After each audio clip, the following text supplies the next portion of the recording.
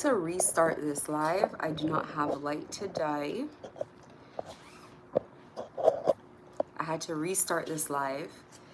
Um, my normal filming location is gone, but I feel like I can be heard better here anyway. And, you know, it is what it is. So let me start once again. So as I was going through this, I kept wondering kind of like, who am I? Who is the entity, the name of the entity that is here? And it was coming to me. I already knew. I guess I just needed like some sort of confirmation. And I already knew it was Baal. And then I read about it. Baal, Babsibub, I think it's the same thing as far as they say. And when I read about it, I felt like I got confirmation that it was indeed and in fact true. And then the Lord of the Flies came up to me and like, you know, as per my, who cares about the last live, but that is one of my favorite books from school. I actually still quote it. I still think about Piggy and I still like, I quote it every once in a while because some things are just funny to me. I'm gonna show you guys some pictures from Lord of the Fly. So this is Piggy, or this is them with the head of a boar that they have on sticks. How do I get out of here? These are just images from the book that I'd like to share. The one with the glasses is Piggy. They started calling him Piggy because he's fat. And that's them with the stones, and they were stoning one of them. Either they did, I can't remember the book now. It's been so long since I read it. Either they did stone him or they were about to.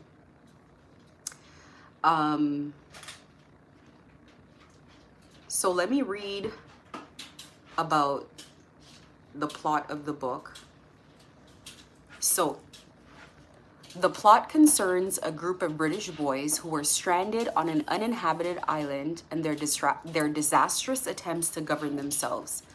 The novel's themes include morality, leadership, and the tension between civility and chaos.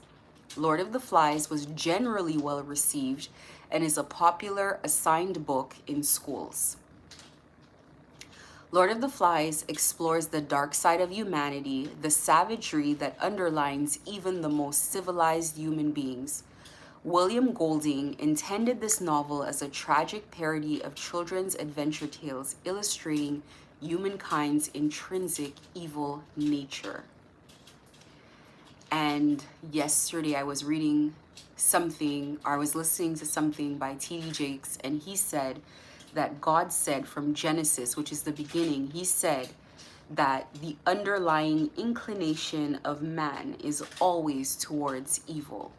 So, you know, yesterday when I came on, I was sad because I realized that all of this was really just to stop God. This was out of hatred towards God. And it was sad to me.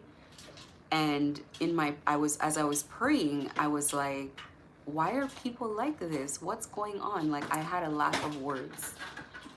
And yesterday when I watched that sermon by T.D. Jakes, and it said that the nature of man is intrinsically evil or inclined to evil, it made me feel better because it was like, okay, well, at least God knows, you know.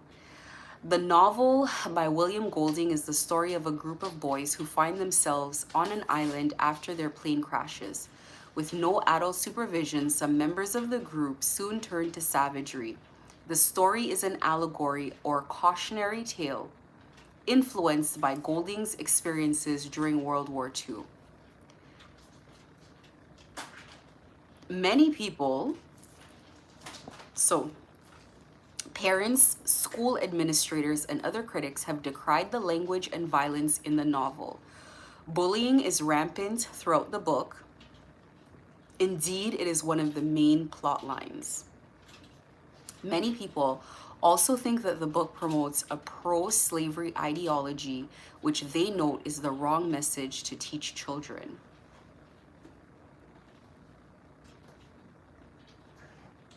Um,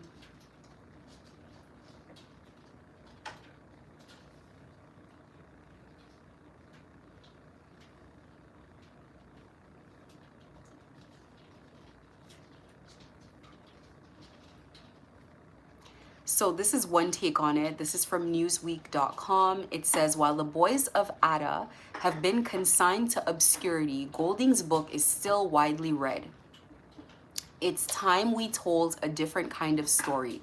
The real Lord of the Flies is a tale of friendship and loyalty, one that illustrates how much stronger we are if we can lean on each other. Why is it called Lord of the Flies? The title of the book, Lord of the Flies, is an allusion to Beelzebub, the prince of demons from the Bible and the novel's central symbol. The name Simon was given to the slaughtered soul's head that is placed onto a stake as a sacrifice for the beast, mostly because it is surrounded by flies. We're going to read this. Symbolism. So this is symbolism of the title of Lord of the Flies. The title of the Lord of the Flies is the name Simon. The title Lord of the Flies is the name Simon has given to the slaughtered soul's head. The soul is like a wild pig, the male is please correct me, but I think a male is a boar and a female is a sow, S-O-W. But they're wild pigs. So this is the name that Simon gives to the slaughtered pig's head that they place on a stake as a sacrifice for the beast, mostly because it's surrounded by flies when Simon sees it. Based on a more metaphorical note, the Lord of the Flies is a translation of the name Beelzebub, which is the name of a demon or the devil, which reveals the savagery in the boys. Furthermore, throughout the book, there is a person that holds power over the boys as chief or lord. Meanwhile, the flies implies the corruption of their civilization through the boys' deeply rooted savagery. Thus, the title is a reference to the innate wickedness and demons within every person. The main conflict is between Jack, who represents savagery, and Ralph, who represents civilization. Without the rules of society, the boys on the island struggle between the human instinct to become savages and violent or remain civilized to the conditions of society. In the beginning of the novel, tensions grow between Jack and Ralph, who have different concerns on the island. Ralph and Jack have a confrontation when the boys do not aid in building shelter, stating, "We haven't gotten any meat yet, and we want shelters," implying that Jack's hunting has not done anything to help them to build a civilization. Furthermore, with the revelations of the beast, the boys feel as if this wasn't and it won't grant me access. It's gonna ask me to sign up for something. And of course, it's asking me to sign up for something, which I won't, because I don't have time here on live. But listen, I love Lord of the Flies, and like I said, I still would quote it every once in a while because some of the quotes are funny. 3 children are murdered on the island. 2 children are murdered by their pairs.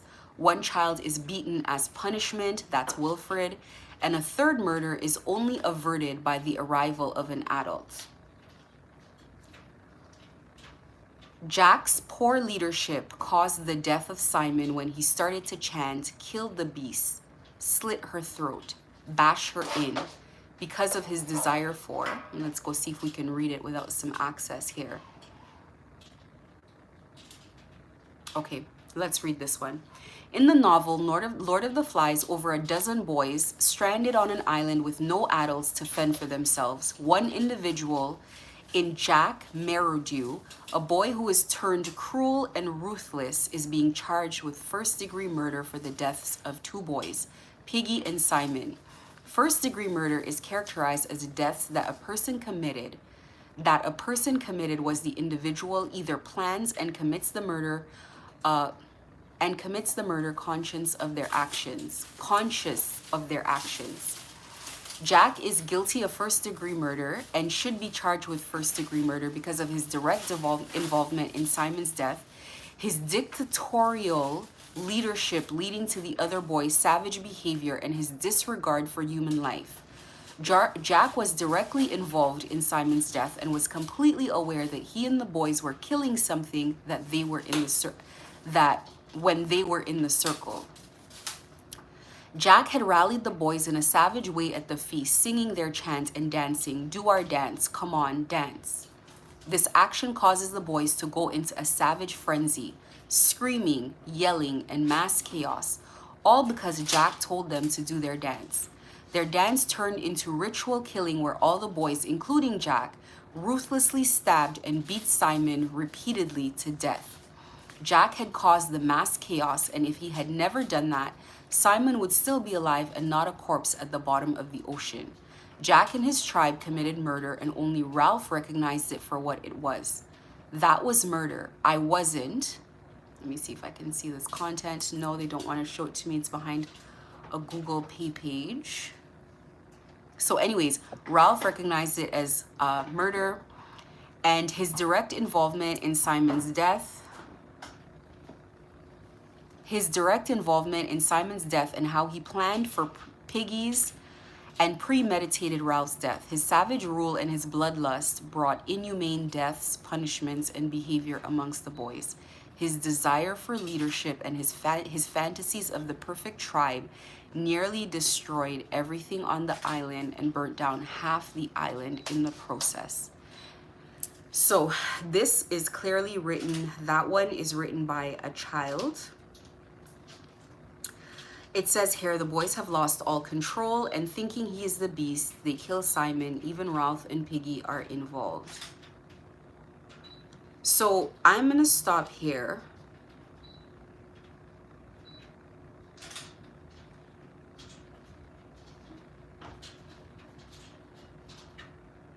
I almost want to read it again. Let me see if I can find quotes from Lord of the Flies.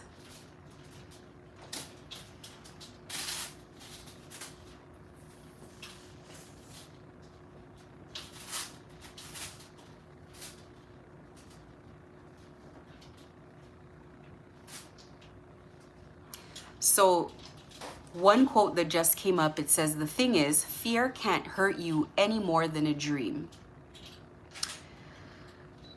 Quotes by Jack. "I ought to be chief because I'm chapter, choirister, and head boy." His specs. "Use them as burning glasses." I agree with Ralph. "I thought I might kill." "Eat!" exclamation mark. "Bullocks to the rules." I say that one all the time, or I used to when I was younger. Bullocks to the rules. "I'm not going to play anymore," and sharpen a stick at both ends. Another quote from Lord of the Flies is, "Kill the pig, cut her throat, spill her blood," is a chant that the boys repeat while they are hunting. The phrase represents the boys' descent into savagery and the loss of their civilized values. And oddly enough, they come from a very strict all-boys Catholic school.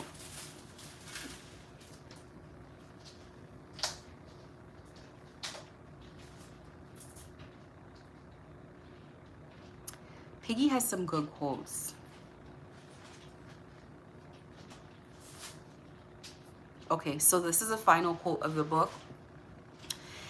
"And in the middle of them, with filthy body, matted hair, and unwiped nose, Ralph wept for the end of innocence, the darkness of man's heart, and the fall through the air of the true wise friend called Piggy. At the end of the novel, faced with his rescue, the boys all huddle together and cry." So, oh wait, what is the evil quote? This is the evil quote. It's, "Maybe there is a beast. Maybe it's only us." It doesn't say maybe there isn't. It says maybe there is a beast. And maybe it's only us. Anyways, I'm going to leave it there because I can go on and on forever because I actually love this book. I love all books, dystopian, all books that have some sort of representative, maybe that's by like design. Anyway, so instead of reading the Bible today, I felt like I should read about Lord of the Flies. I used to constantly ask myself, like, what is the entity that is here? Because there is an entity here. And I've seen it multiple times. It is very savage. It has an obsessive nature. It is very cruel. It is very mocking. It mocks. It likes to mock people. And it looks like a bully. It looks like a bully. It looks like, actually, I was just recognizing this, not recognizing, I acknowledge this today, that Pokemon is what demons look like. Like the apparition of demons look like Pokemon. And maybe other people might agree or disagree, but every time I see one, it looks like a Pokemon. So I wouldn't, and Pokemon is about catching them all. Isn't that crazy? And they're caught by, what is his name? Ash Ketchum. And he's always trying to catch them and put them in a Pokeball. I'm sure there's a Pokemon that looks like Beelzebub. I'm positive. I'm gonna look it up.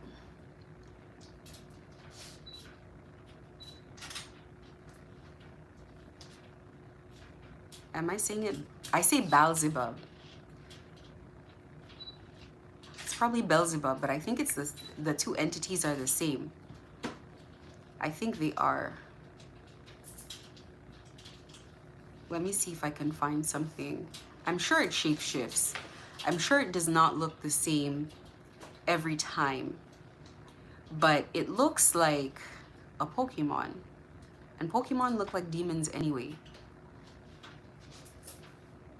They do. Every time I see one, it looks like something you would see from Pokemon. Okay, yep, this is it right here. This one in the middle, the one in the middle, that one right there, that's what it looks like. Literally. Let me unthing it. See that facial expression there? See the red eyes and the facial expression? That's what it looks like. To a T. That's what it looks like. Same facial expression, same red eyes, dark black like that. Same laugh. Same evil laugh. That's what it looks like.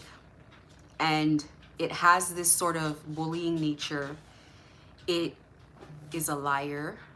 It whispers things to you that are not true. This is what demons look like, more or less. This is what it looks like, more or less. These right here. These right here. These right here. That's what they look like. When you see them as apparitions, there have been other ones that look like,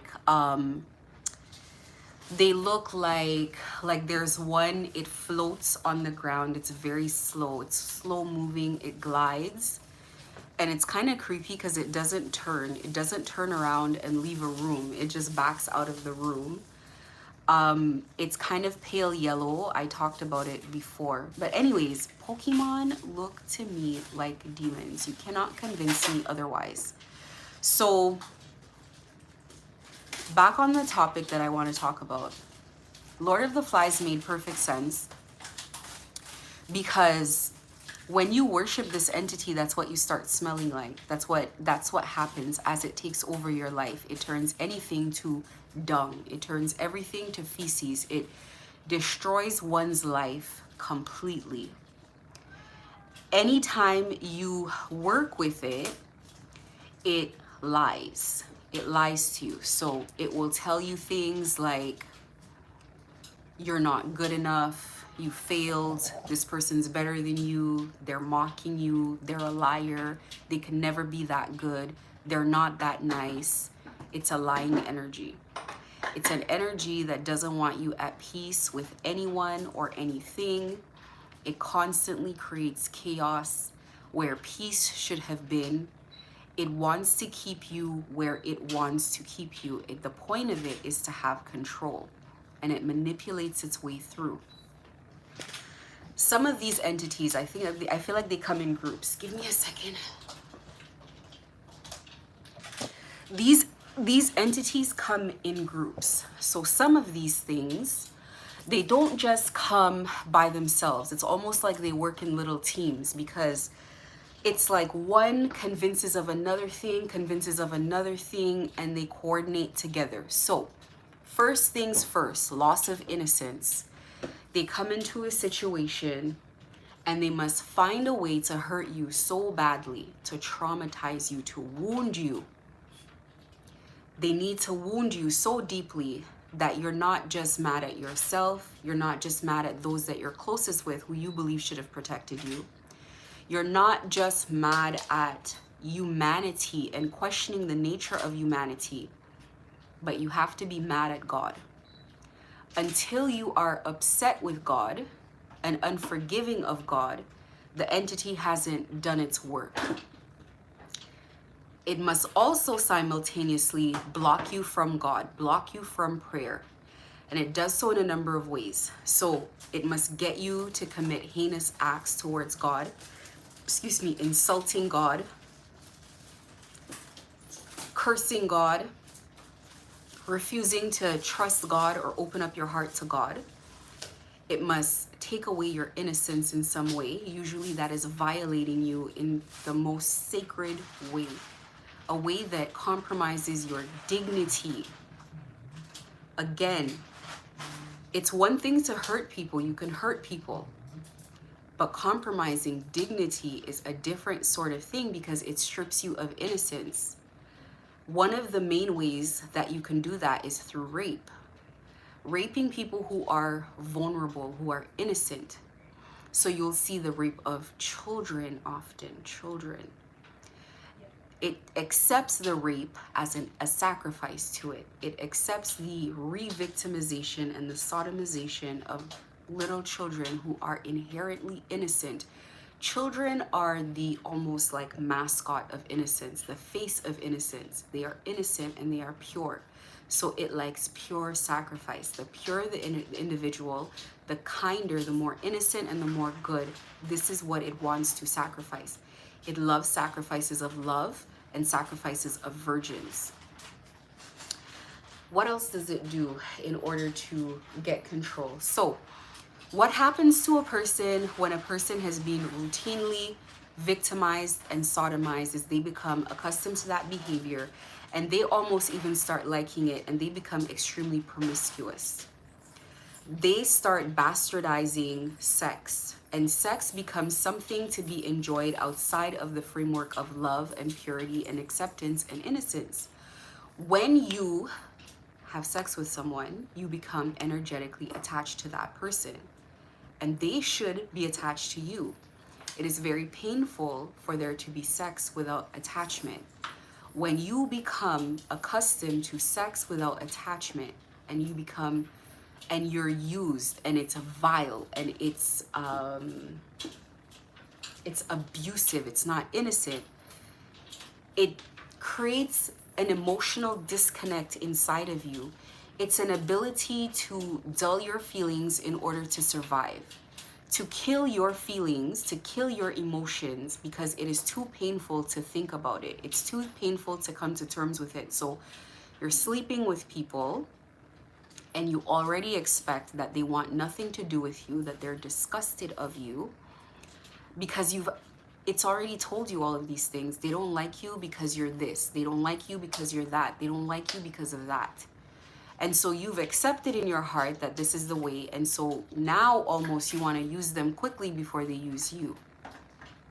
You want to get something out of this transaction so that you can soothe yourself later and say, well, at least I got something out of it. It might be money. It might be an ego boost. It might be power over them. This is the way it deceives. And this is why it must get people very young. One of the main sacrifices that it wants is people with gifts, with spiritual gifts, because spiritual gifts are the ability to connect to the divine. It's the ability to connect to the other side.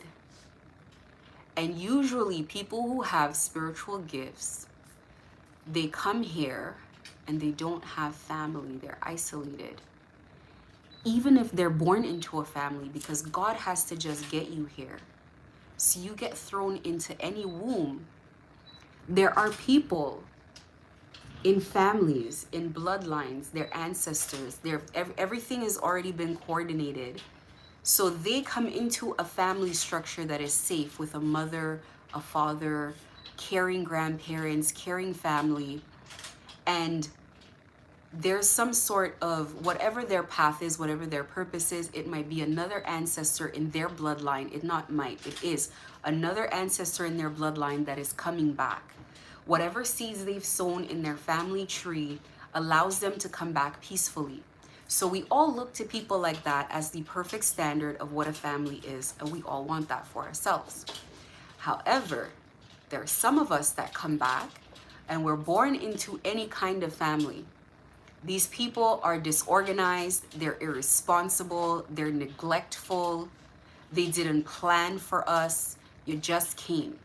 So you're gonna find more than likely kids that are born to prostitutes, kids that are born to drug addicts, kids that are born to pimps, kids that are born to teen mothers, teens that are born into any situation where the Holy Spirit just needed someone to get pregnant and have a baby. They may have had the baby and taken care of it or given it up for adoption or just basically like endured the kid until the kid could get old enough. And old enough could be anything for God. God could say you're 9 years old, it's time to go. You're 5 years old, it's time to go. You're 13, it's time to go. Because maybe these people need to pay karma for abusing you. You don't know when, where, how. But you find yourself feeling isolated everywhere you go. Everybody that you are around, you don't find family in them. You don't find camaraderie in them. So you've gotten used to this. You've gotten used to, I come around here and it starts off nice because I'm a nice person, I'm decent. And then these people start on me. And before I know it, all of them are behaving in a certain way. Now, different people react in different ways. Some people turn aggressive. Some people recoil in themselves. Some people become people pleasers. All of us have different ways of dealing with when we just don't fit in. And we just continue to not fit in. The reality is, you're not fitting in because you're not supposed to. Those are not your people. That's why they don't resonate with you. If you're one of those people who always is in a crowd and you stand back, and though you're present in the crowd, it's almost like your higher self is standing back and observing, and you always see things. You see things in people. You see beyond what people show you. You can read them. You can read your spirit, their spirit. That is a gift. That is part of it.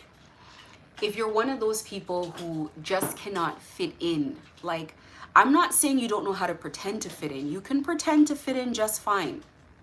You can stand in a crowd and around people and you can pretend to get along just fine. You can fake your way through. I'm talking about real connection.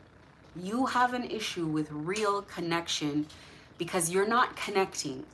And for whatever reason, that is also a sign that you are different. God needed to get you here. So people like us don't necessarily have strong earth motherly connections, strong earth fatherly connections. We look at other people and we almost are a little bit jealous of how loyal their family is to each other, how supported they are, how they're connected, even in our own earth families, if you will. Like, how comes they accept this one, but they don't accept me? How comes this one gets away with bloody murder, but I'm always an issue for these people? I'm the one that tries. I'm the one that gives. I'm the one that does this and that. This one barely cares. There's reasons for all of this. First of all, like I said, God just needs to get you here. They need to get you here. And from day one, you're in training for the life that you're supposed to live. The first portion of this life is always about things like not being accepted. It's always about things like, what would I say? You're definitely not accepted. It's about learning to deal with rejection, learning to be on your own, learning to deal with isolation. That's a lesson you gotta learn. And you're probably traumatized in some way. Now, If you were traumatized early on in life, in whatever way, it could have been through bullying, it could have been through being beat up, it could have been through you were raped, you were sodomized in some way, whatever it was, whatever way that they got to you in some way, that was because an entity knew who you were before you know who you are. And that isolation, it knows you're isolated. It knows that people are not going to come to help you because people have never been good to you. People have never been nice to you. People have never showed you support. And you in your heart know that no one's going to come to help you either. You're prepared for that because they just never have. They've never, you could do it 10 times better than anybody else, glaringly better, and they will still exalt somebody else and say the most mediocre version is better than yours. It's designed like that because these entities, they body hop, but they want you. The sacrifice they want is the strongest soldiers, is the better you are at what it is that you're supposed to do, is the more they want you, the harder they hunt you. So they're gonna get you. They're gonna rob you of your innocence. They're gonna rob you of your love for humanity, because the love for humanity is how you feel the love of God. If you can love people that you don't know, if you can feel compassion for people that you don't know, that is an inheritance as an angel. That's what angels have. That is how you feel God's love, as a general love of humanity. Demons lack that. They don't have the love of humanity. They have hatred for humanity, and therefore it blocks them from God's love. So being that they're blocked from God's love, it feels horrible to see you get God's love. It feels horrible. It feels like you're outside of something special. So they look to block your love of humanity. They look to block your love of yourself, because when they block your love of yourself, they can lead you to degrade yourself. They could lead you to allow people to take advantage of you. They could lead you to allow yourself to be abused in ways that you should not have tolerated, and participated in things that you should not participate in. The loss of the love of humanity will also block you from appreciating people. If you are blocked from appreciating people, it blocks people from appreciating you. You might not see how that connection in that. But if you cannot see good in other people, if you cannot look at another person and just truly appreciate anything about them that is good, if it can whisper things to you to change your mind and to block you, if it has that ability to say to you horrible things about yourself, it is going to be difficult for you to shine your light to other people. Because if you saw somebody who could sing very well, and every time you saw someone who could sing very well, you're like, you're not that great, you're not that good, you're fake, you're this. How can you be brave enough to sing even though you have the best voice? It's gonna say the same thing to you. You're not that great, you're good, you're fake. Or you're gonna sit there like, am I really that good? Am I fake too? It puts doubt in everything that is beautiful and everything that is good for you. It puts doubt. After it gets you to this point where it creates havoc and chaos in every good relationship that is meant to be a blessing to you, everything that is meant to be good for you, it creates a problem in it. Listen, I've been trying to forgive this situation so long, and this thing keeps fighting because it wants people to fight. Every time I try to do the forgiveness thing, it comes even harder. Peace should be here already. So it's like creating circumstances to create more chaos, because it doesn't want people to have a moment of peace, so that we can look at each other like human beings. You're a human being, I'm a human being. We need to stop. You're getting karma, I'm getting discomfort. It's working, everything's working against each other. We need to stop. Every time you try to make peace, it comes in, it causes more problems. But do you know why? Because if peace comes in, It cannot exist in that vibration. If somebody looks at somebody else and says, hey, what are you doing? This is stupid, don't do this. And that person, even for a split second, thinks, oh my God, wait, why am I doing this? If if peace gets a hold, it cannot exist. And really what it's fighting for is to maintain its position. It is fighting to maintain a position, not just in your life, but in the lives of the other people who it's used you to convince. There are people who were destined for greatness. And it robbed those people of that because not only was it envious of what God gifted you. Like, look at human beings. They can't do this. They can't do that. Why does God love them so much? Look at how hard we fought. Look at what we can do. Look at our abilities, and they lock us up, and they talk about us poorly, and they give to them. That's almost how entities look at people. It's like this hateful energy, and you can feel it.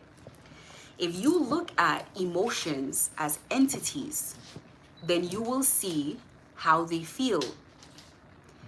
What they are is how they feel. They feel hatred, they feel envy, they feel anger, they feel animosity, and it's a horrible way to feel. It's a horrible thing to have to live through. This is what they go through, these energies. Excuse me. So you have your children that are trafficked very young. You have women that are trafficked very young. You have vulnerable people that are always abused. And these people have some sort of gift, and it's their destiny to have that gift. They have some sort of gift that they need to give to the world. And you're robbed of that by being in service of the wrong thing. And you're in service of the wrong thing every time you do something that is against God. God is the one who grants the destiny. God is the one who grants the gifts. God cannot give you your gift if you're in service of the wrong thing, and the entity knows that. Your gift, any gift you're given by God, is the gift of helping others. And through helping others is how you receive. So, let's say, for example, you just have a business. Two people have a business. One person has a business making soaps, and the soaps could be great soaps, to be honest with you, but it's just it. One soap is 5 cents, 2 soaps 10 cents. That's the message. And another person makes soaps, but they make soaps that are environmentally meant for children with some sort of rare disability. And by using this soap, these children you're going to bring relief to them. It's some sort of skin condition that helps whatever. And this thing keeps nagging at you, and you actually don't make a lot of money for it. You make it a little bit cheaper because the majority of the people you send to are 2.5. So your soaps are half what the other soaps are. But this soap comes with a message, and the other soap company is bigger than you, and they punch down on you all the time. And you're enduring, and they steal your ideas, and they take it as their own, and they do all kinds of things. They make it hard for you to get your materials. You can't survive. You can't get prosperity. That's entities that are blocking God's work, because your soaps are God's work. That is God's gift from the cries of children who needed some sort of help with their skin condition. And so God says, I am going to find someone who's going to have the tenacity to endure the entities that are going to stop the solution from coming out. So you're going to endure with this soap for 10 plus years without any success, and people are going to call you a failure, and they're going to be like, you should give this thing up because this is clearly, it's not profitable and it's not working. And every time you want to give it up, there's this nagging voice in the back of your head that's like, you should continue with the soap because people actually need it. Every time you're about to give up, there's somebody that God shows you and you're like, oh my God, their skin could, somebody on the day you're going to give up, the day before, you're like, you know what, I'm tired of this and tomorrow is my last day, I'm gonna close my website. And you get an email and it moves your spirit and it says, this is the picture of before the soaps, and this is the picture of my kid after your soaps, and I'd like to make a $20 order of soaps. And that wipes out half of your inventory, because remember, you're selling it for 2.5 cents. So that wipes off maybe half of your inventory. But more than that, it's not about the fact that it's a sale, because $20 is not going to change your life. It's just about the fact that you realize you're actually changing someone's life. You're actually helping people here. It's not necessarily that your brand is as big as everybody else's brand. It's the fact that it gave someone some relief. Sometimes your little struggling brand that nobody cares about just makes somebody see that despite my situation, I can maybe put together a brand. I can do it. And that thought may come to them in a condescending way. They'd be like, oh, look at such and such. If they can do it, I can do it too. It's not hard. If they can do it, like, how hard is it? Maybe they're looking down on you, but they're emulating what you're doing. And that's the hope that they needed to leave a bad marriage. That's the hope that they needed to leave a bad job, to leave a bad circumstance. So you were put specifically in somebody's path to see. And that fills you up, believe it or not, a lot more. I can tell you something. I've gotten big checks before. I've gotten a lot of money before. It fills you up a lot more than the money. If you're responsible, you're just going to take the money and put it in the bank and not going to think about it until there's an opportunity to invest it. It's not going to fill you up. Walking down the street and knowing that what you do brings comfort to children is what makes you feel important. It's what makes you feel alive. It makes you feel good. So you go home and you put extra effort in your materials. You find materials for your soaps that are not so great, and you're like, I'm gonna spend a little bit more. I might have to raise my price maybe to 3 cents, but it's better for the skin at the end of the day. A big corporation could care less. They're gonna go the cheapest route. They're gonna outsource. They're gonna do all of these things. That's called business. There are different entities in the business world than what we're talking about here. But what happens is these energies, they know when you're younger, when they find you, they said, this is the person that's going to make these soaps. And we have a hold in those families where those kids are suffering. These kids are, the suffering kids are a sacrifice to us. So we want to maintain the suffering where it is because we exist in that vibration of suffering. This is what we demand. And so they exist in that vibration of the suffering, and you persist. And one day, when the time is right, when you've learned your lesson, what are the lessons that you've learned in this 10 years of enduring? You've learned how not to snap back at companies publicly that steal your ideas, to let it go and let God have it. You've learned to deal with horrible customers. You've learned to deal with living with very little, which means proper management of money. You've learned to be fiscally responsible because, believe it or not, God demands fiscal responsibility. God does not like to see resources wasted. God is the type of God. God is like, when we talk about God the mother, she likes to do a lot with a little. If she wants an animal killed, she wants to make a rug out of the skin. She wants parts of it to be used for medication. She wants something to be used, maybe the skull to be used as a decoration for an altar. She wants all the parts to be used as meat. She doesn't want all the meat wasted or used poorly. We want to freeze some and put some away. She wants some of it to be donated to a neighbor or someone in need. Every single part of this must be used wisely. Now, she knows, had she blessed you with what you deserved, in the 5th year, it would have been squandered. Had she blessed you before you had the ability to want to quit and picking yourself back up and keep going, if you did not experience wanting to quit and then keep going, then what would happen is the minute you received a roadblock, you would quit and you would lose it. Destinies are not here to be forfeited or lost. Destinies are here to be fulfilled. So everything that happens before your destiny comes, Everything that happens before your destiny comes to you is training you on how to keep your destiny, how to walk the path and how to keep it. If you find yourself in a situation where you have been pushed to your limits, it's because the destiny that you're going to be given is very big. It's a huge responsibility and it cannot be given to just anyone. And you need to be trained to walk this path. Not everybody is going to get this. What does this look like? Let's say, for example, you get blessed with $1 billion with a B. I'm using money because money is easy to understand. When I was younger, I had this impulse to understand money, understand the economy. It was a push that I had.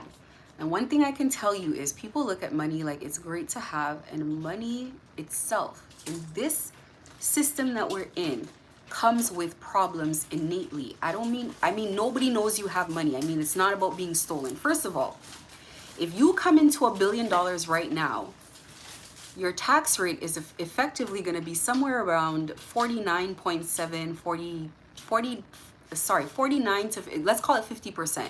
You're at a 50% tax rate. Immediately in that year, in the year of getting the money in your hand, you're in a 50% tax rate. The government is not joking. This is not metaphorical. You owe 50%. You owe $500 million. We would like it payable immediately. The government comes after you for 5 cents. The government will mail you a check for 35 cents. They're very serious about money. Checks and balances are more critical. So now you're going to say, how do I save myself this 500 million? Because in your mind, you're like, there's no way I'm cutting them that check. None. So what do? You go get you an accountant, and the accountant says, well, there are ways in which we can shelter it, tax sheltering. These are not normal accountants. These are very expensive accountants. When you had to pay a normal accountant maybe $50 to file your regular taxes, these accountants are like, we take 2% of all the work we do. So if we're trying to save you 500 million, you might need to pay us God knows what. They're expensive. As soon as you get that billion, you become a targeted individual immediately. This thing that everybody calls targeted individual, like it's a phenomenon, because when it happens to poor people, it looks like a phenomenon. But when it happens to rich people, it's called just being rich. Being rich is being a targeted individual. It's the same thing. The accountants plot against you. The accounting firm, ABC Accounting, is the most prestigious one in the company, and also the one that target people who freshly come into money. You didn't know that. Of course you didn't. Who's going to talk about it? That's who they are. That's what they do. They target people who come into money. So everything they do is to corner you. On your initial meeting, you got to fill the intake form with your address, your phone number, and everything else. Before you leave the office, they have already cloned your cell phone. By 6 p.m. today, they're inside of all the bank accounts. By next week, they're going to know how much you weighed when you were born. They're going to know every friend. And by maybe the end of, by that day, when you walk into the office and they confirm that you really have this money, you know what they're going to say?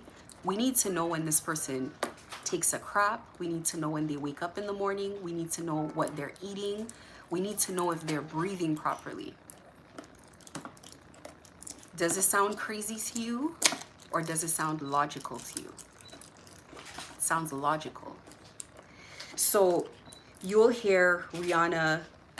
I remember years ago, Rihanna took her accounting firm to court and she made a video of murdering the accountants. Let me tell you who's in on it. The lawyers are in on it. The accountants are in on it. You need to go buy property with this money. The property you purchase, the bank people, the people at the bank, the mortgage specialists, everybody's getting a cut, because now you're a piece of food. You're not a person to these people. You're a check. Somewhere in a computer, there's a computer with a program that's already calculating how long it's going to take to make you broke and get all this money out of you. Why do you think they say people that win the lottery are bankrupt within 5 years? Welcome to the real world. The firm that they put in place to give you business advice. You're going there because you have an amazing idea, but you're struggling with it. And you're saying, I need business advice. I need a way for me to run my business. I need a way for me to be profitable. I need a way to get my soap on the store shelves, etc., etc. And you know what happens? We love your product. You came to the right place. We have an affiliation with Walmart and Target. And here you go, and you think, oh my God, dream come true. They're gonna give me an affiliate partnership with Walmart and Target. They already know how they're gonna take this business from you. They already know how they're gonna get this business out of your hands. You don't yet know, but they already know how they're gonna get the business out of your hands. So while you're sitting here thinking to yourself that God just shone a light on you, you've actually stepped into a portal from the darkest part of hell. People start becoming your friend. You get tickets to the game, the charity soccer game. What are you into? They don't need to ask you what you're into. Your phone's cloned. They don't even need to ask you what kind of girls you like. The phone's cloned. We see what kind of porn you watch. They know what your type is. They know how you like your steak. They know what restaurants you like. They know what your aspirations are. They know everything. You don't stand a chance. They're gonna have you cornered. You're gonna meet your dream girl. You're gonna really think it's God. You're gonna meet your dream girl. She looks exactly like that picture you have saved in your phone. She is everything that you like, everything that you appreciate. There are people studying you, literally studying you. There are people who are thinking about how quickly to not just take the idea, not just take the product, get you on your knees. So the last thing you sell is the rights to your idea, the rights to your business. They're going to take back that same house they sold you. They're going to make commission. The realtor is making commission twice. They're going to sell you the house, and then they're going to purchase the house from you at a loss. If you had done some research, you would have realized that this house has been bought and sold every year for the last 20 years. They bring you to the house hook, line, and sinker. They probably sold it with the furniture. They furnished it themselves. They designed it themselves. They sold it with the furniture. When you start becoming a problem is when you don't like that style of furniture. I want modern furniture. So now they're in the back, they're grumbling like, whatever, let's just get it done. Let's just refurnish it. Or let's just take the furniture, put it in a warehouse. When you become a problem is where every step of the way, what was supposed to cause an issue to you is no longer causing an issue to you. It's causing an issue to them. So now you're saying, I don't like the house. Why don't you like the house? I don't know. I don't like fireplaces. I had a bad childhood experience with fireplaces. Okay, fine, whatever. Now they have to restructure the whole deal back there.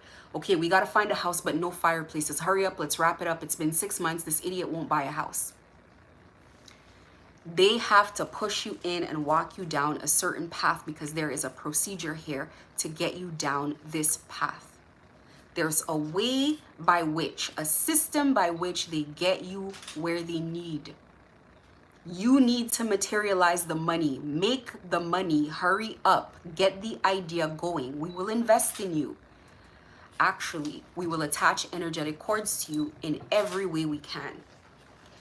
You use our accountants, you use our lawyers, you use our realtors, you use our investment firms, you use our platforms, our web designers, our models, our everything. We need to find a way to continue to make you dependent on us so that in doomsday, when it all falls down, it is all our people that not only come in to profit, but it is all our people that come in to lead you in the wrong direction.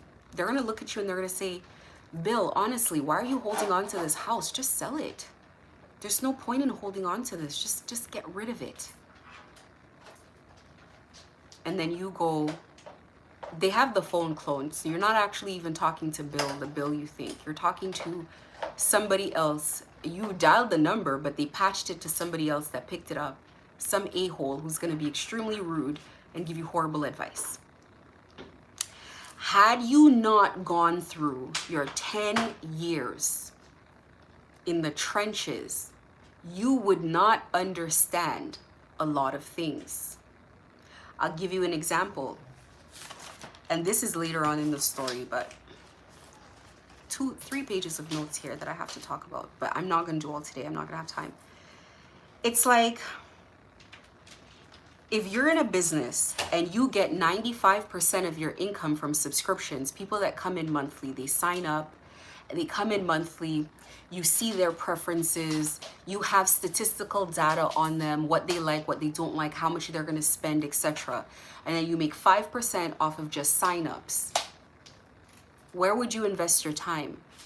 Some people will say, well, we want to get more signups, but you need to invest time in subscriptions. Groom the subscription audience because they're already here. Subscription represents stability. So you're going to take subscribers, you're going to introduce new product lines to them and get some more income out of that stream. Going out looking for new clients is going to cost more money. And if they start as signups, that means there's a bit of money that you are going to lose because not everybody is going to stay.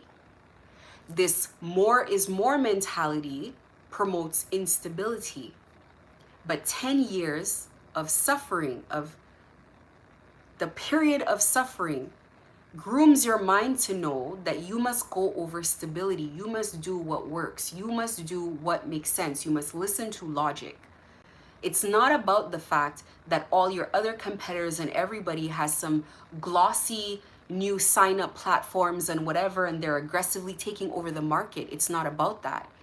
You could go after the market and put some money into gaining more market share, but it will be easier to go to people who you already know their preferences, you have a relationship with, you've kept them happy, you've kept them for a long time, you have their loyalty, and say, by the way, in addition to your $5.99, we can upgrade you to $7.99, or we also have another product that is $1.99 or 99 cents. And before you know it, somebody's sitting back in 10 years and they're like, when I first started with these people, I was paying $5.99. I'm at 20 bucks now, 20 bucks a month.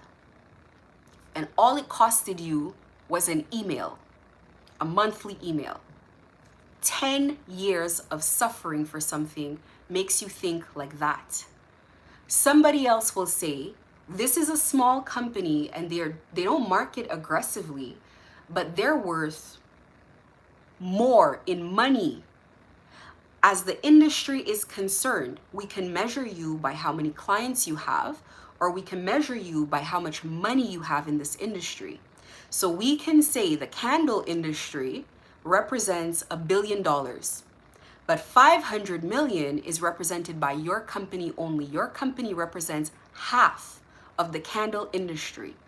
And the rest of the industry is by people who keep fighting with each other to gain market share, to gain more customers, to have a more popular name, to have shinier marketing, to have more ads, etc.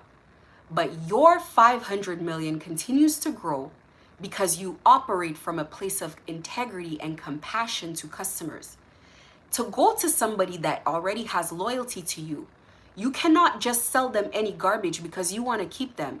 Because by pissing them off, you don't just lose the sale of the new product. They're going to cancel and they're going to go to the people with the shiny new marketing. By operating with integrity, they will pay you $7.99 for something somebody else has for $3.99. Because they respect you. They see your face on the marketing. They hear about your story, about how you started. They hear the true life, tearful testimonies of people whose kids you actually helped. You showing up at people's door, giving people samples for free, sending care packages to hospitals. They heard about all that in your 10 years of suffering. That 10 years is not something people can buy. So in your 10 years, you've understood that in order to sell an additional product, you need to operate out of integrity. to maintain the $5.99 subscription and then get a little bit more. So when you take care of those people, you put all your marketing money in customer service, and you treat people like human beings, every single one. You only hire certain customer service reps that you know are good human beings. When people on the outside, that was your destiny to have half of the industry. When people on the outside try to come in, we don't use this accountant. We don't use these law firms. We don't use these realtors. We purchase our houses cash. We purchase our cars cash. That means if we don't have the cash, we cannot purchase. Everything we do is logical, and everything we do makes sense. We operate on integrity. We don't work with certain people because it's not going to work out. So they say, how comes we've come into this little candle industry here that is so lucrative, and we got everybody else and we cannot get these guys? Because you've suffered. You know what integrity is. You sit at a table with someone, and 5 minutes of them walking through the door, 5 seconds, the way they walk in the door, everything about them, you're like, I'm not going to work with them. But they took their time to come, so you're going to sit through the meeting, you're going to listen, you're going to shake their hand, you're going to say, I'm going to get back to you. And you're going to throw their card in the garbage because you can smell the treachery on them. You know they're deceitful, and you know whatever their offer is has nothing to do with children. And what you built this business on is children. And the whole time you're here, and you're not even religious, you're not even spiritual, you don't even pray, but God is using you to help children. God is giving the blessing of half of the value of the industry. God is saving that for people with integrity, people who are going to do it the right way. So other people are out there struggling. They're like, we have the best designers, we have world-class this, we have world-class pharmacists and chemists, and we're getting the product from cheaper. How comes we cannot defeat these people? Why can we not overthrow them? Why can we not take their customers? These customers are loyal to you. Nigerians have this thing, they're like, they say, like if they were to say like you're loyal to death, they'd be like loyal die. It's like they just basically means like people are ready to die for you. Like they don't want to leave. Like your candles went from $5.99 to $13.99, and you sent a letter and you guys said, guys, the thing we use in Bolivia, it blew up, or we can't go into the country because of war, and now we're gonna have to do it this way, and we're so sorry, but this is what we have to do. People are like, damn, what do I have to cut off to get these soaps at $13.99? Because I'm not gonna go over there for $3. I just love this company. I love their customer service. I love what they stand for. It means something to me. That is a gift. That is two people with two companies. One is a gift. One is just a business. And if you have just a business, it's going to be easily influenced by the wrong things because you're of service of nothing outside of yourself. The period of time that you suffer, the period of time where you grow, the period of time where you get burnt, the period of time where you get groomed, that suffering is to prepare you. Prepare your hands to catch fireballs that are gonna come your way, because it is impossible to be at that level and not have it.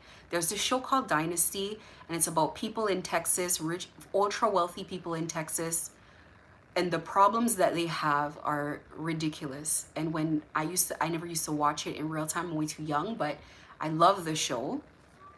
And every time I watch clips of it, prior to being gang stalked, I was like, this is so far-fetched, but I like it. It is not far-fetched. You have that kind of money, your problems are different. You're dealing with murder. You got to worry about people poisoning you. You got to worry about people trailing you home. You got to worry about your cyber security.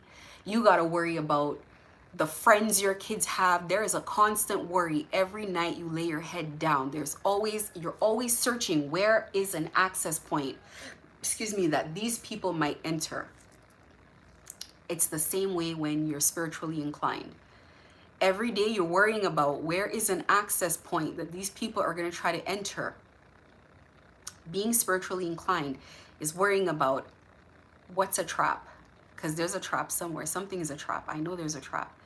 So it's either if they can't come in through the front door, they're coming through the windows, through the back door, through the whatever. You're going to be like, what on earth?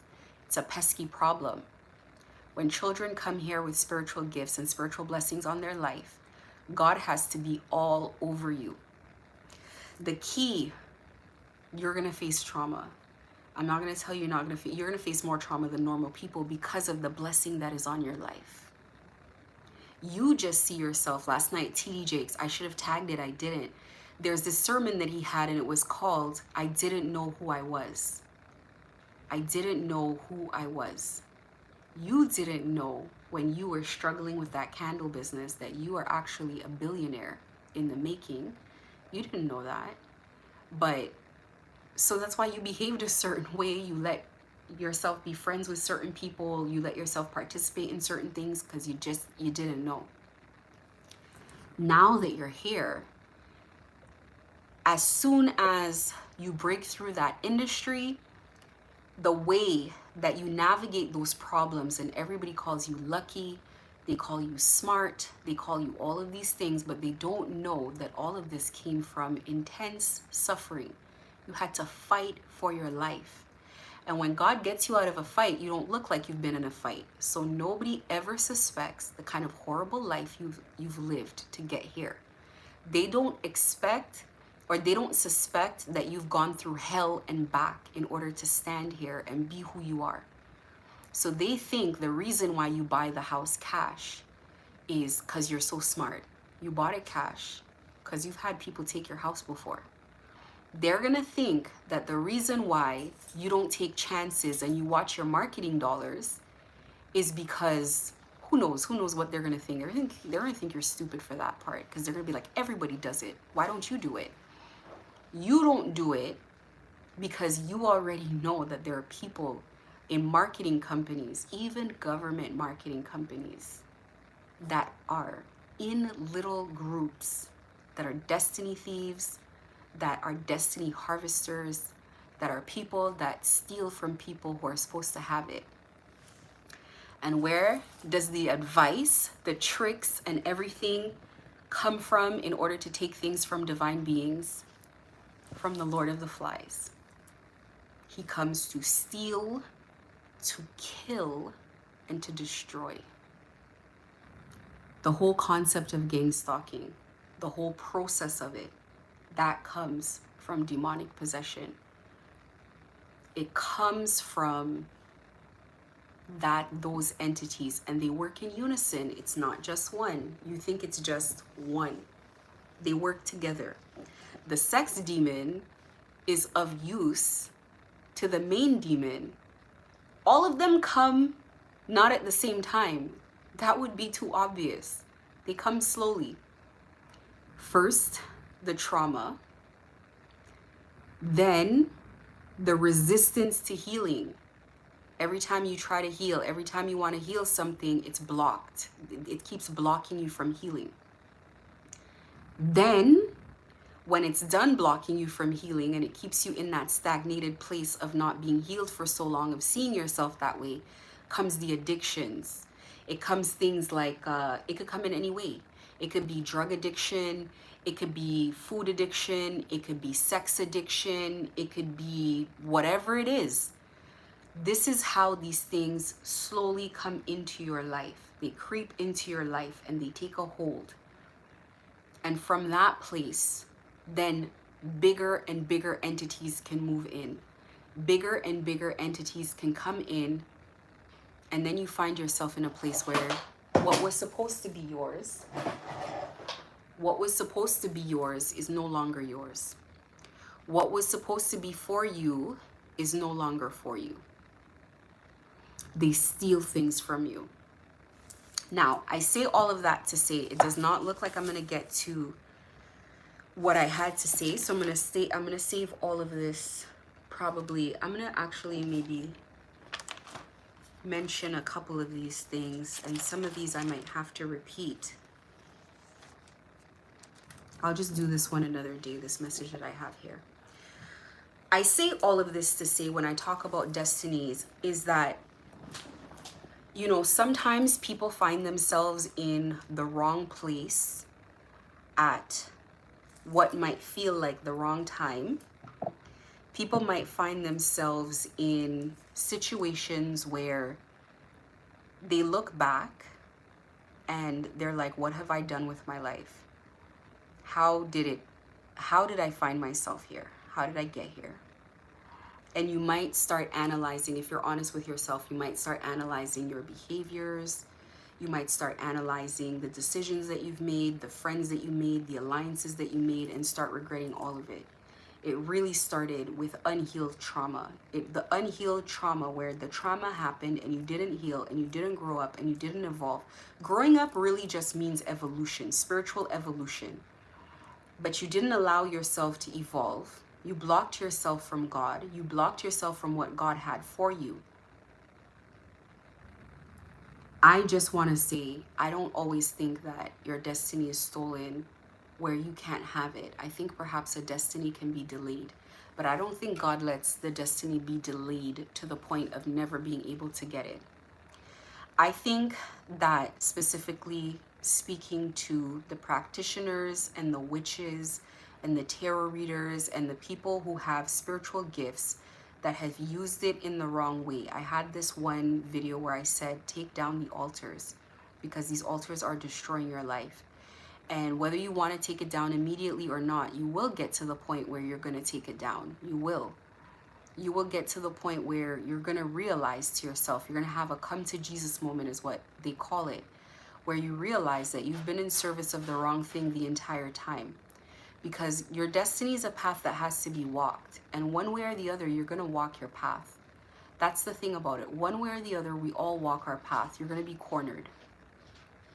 When I found myself here, had I been given even a speck, even the shadow of a choice, I wouldn't have taken this path.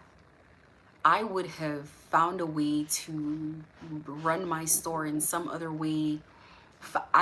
In fact, I found every other way possible to try to make money with my store than to go the path that God was like, it was like right there in front of me. And that's on the path too. The resistance to the path is on the path too, because God wants it very obvious that you go through every single door that you can find. Because listen, when it's time for your path, God doesn't override decisions, and God doesn't force people to do anything, but roads get blocked. When God wants your attention will be had, and nothing you can do about that. God says, I need to talk to you. God's going to talk to you. And when you say, well, instead of selling in the mall, I'll get another location. Instead of this other location, I'll go to markets. Instead of markets, I'll stand by the side of the street. I'll do this, I'll do that. God doesn't say no. God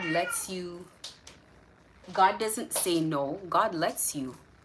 God lets you explore every avenue that you think you got to go through. Every single one. So you're going to go down every door, and you're going to spend the money, and you're going to make the investment, and you're going to do the marketing, and none of it is going to work. Until you realize that you are cornered. There's nothing you can do. There's no way to get out of it. Can you light me an incense stick, please? There's no way to get out of it. There's nothing that you can do. And you're going to sit there and you're going to fight this thing on your own. Or if you've worked with these entities, you have these things on your altar, you'll work with them. You'll try to work with them, but you'll realize something very quickly. When it comes to fighting God, they don't want to fight God directly. They're not going to fight God directly, not for you. They'll fight the person maybe God is using, because that's a more comfortable thought. That is beatable. But they're not going to fight God directly. You're going to notice that they're afraid of God. And you're going to say to yourself, if my help is afraid of God, what chance do I stand? And that's the truth. We are often of the opinion that we can change a destiny that God has for us or has for someone else, or not the entities, not you, not I. No one can change what God's plan is. And if this has not been demonstrated to me, I don't know what has. When God has in mind that you're going to do something, it doesn't matter what the starting point is, you're going to do it. You can exhaust yourself all you want with everything. In fact, you exhausting yourself is also on the path. You have to get to the point of being exhausted to surrender, because God won't fight you. God will just let you do what you want to do. You want to go this way, go this way. You want to go that way, that way. You think that's the way to do it? Fine.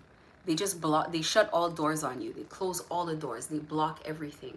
Ancestors are not going to come and help. Entities are not going to take sacrifices. Nothing you put on an altar is going to work. The candles are going to burn black. Every solution you have is opposites day. It turns to opposites day in your life. That's when everything gets inverted and you're in the upside down place. What's that show with the upside down place? With the girl, her name's Friday. Is her name Friday? Sunday? I don't remember. 13. Her name's 13. I forget what show that is. The little girl, her name's 13. Anyway, it's like that. You're in the upside down place. You ask for money on the altar, you keep getting broke. You ask for your enemies to get punished, they get exalted. You ask for people to pass away, you're the one in life or death situations. Nothing works. And God is just waiting it out for you to see. And if you don't walk through that door, there's a window. Every spiritualist, every practitioner knows that there's a window. The entity knows that there's a window as well. This entity here will not tell you the full story. Tell you the truth, none of them do. Spirits do not tell you the full story. God doesn't tell you the full story either. Because if you ever got that full story, you would have been like, absolutely, I can't do it. I can't do it. I don't want to be a part of it. I don't want to be a part of it. If I had known, I got taken out of a career that was successful at the height of my career. I was making my highest earning month was $17,000 for the month. I had a month where I made $5,000 in commissions, and I thought it was the worst month of my life. It was horrible. I lost so many sales that month, and I kept pushing and pushing and pushing. The money was there. I mean, it wasn't so great because you got to work really hard. I'm leaving the house, not waking up, leaving the house at 6 a.m., coming at 12. I have to pay people to stay with my kids. I can't even take my kids to, like, my kids are having a great life. They're in, what were they in? Ballet, tap. Like, once you join ballet, you're joining everything else. That's how it works. And they're in everything. And I'm coming home and I'm sweeping so much dust off my floor at midnight. Like, it's a pile, but I'm making money. And I think it's great because I can endure it. I have bags under my eyes, but I can endure it. And I got taken out of the career at a high point to go back to zero to sell clothes. And then it didn't work to sell to the crowd that I wanted to. And I started selling to the crowd that eventually gang stalked me. If God told me that I was leaving that kind of a career, what I considered a respectable career, to do this, do you really think that's the path I would have taken? I would have absolutely said no. But they're light on the details because they're saving you from yourself. The path here is through the valley of the shadow of death. The path here is through hell. That's how you get here. You gotta go through hell. There's no shortcuts or no deviations. You gotta face it. Not 6 months in hell, not 3 weeks in hell. You're gonna sit in hell for a couple of years. Hell on earth for a couple of years. Because that's where the knowledge is. That's where the gold is. You think the gold is after, when you make the money, when you get the prestige, when you get all of this. The gold is in the suffering. The gold is in the grind. That's where you learn the lessons. What has equipped me to get through gang stalking is all the lessons I faced before gang stalking. I faced all of this, just not at this level. I've been isolated. I've been slandered. I've always had a fear of being hacked. I've always watched my cybersecurity and whatever, and it was horrible. I hate technology, but anyways, that's another story. But it's like you are prepped for where you're going, and it doesn't mean you're going to be prepped to the degree that you're going to need, but you're going to have as much skill. You're going to have the key. You're going to have the master code as much as you need in order to get through the thing that you need to get through. So perhaps the first bit of your life, anybody that is meant for God, that is for God, will come to God one way or the other. God's not going to force you. You think that's how God works. It's not going to force you. But it's through the valley of the shadow of death. So you want to go through that on your own. You want to go through hell by yourself. Nobody does. You need help. And when you realize the only thing that can help you from the entities that you've invited into your life, when you realize that you need help, you realize that the only thing that can help you is God. How do you realize that? Because you go everywhere but God. You've searched everywhere. You asked for help everywhere. You're running on fumes, and it's bad. The situation is dire. You usually come to God when you can see where it's going. Some of us come last minute, whichever way you want it to go, because you're the one paying the price for your timing. Whenever you find yourself coming to God, you wish you had come sooner. That's all it is.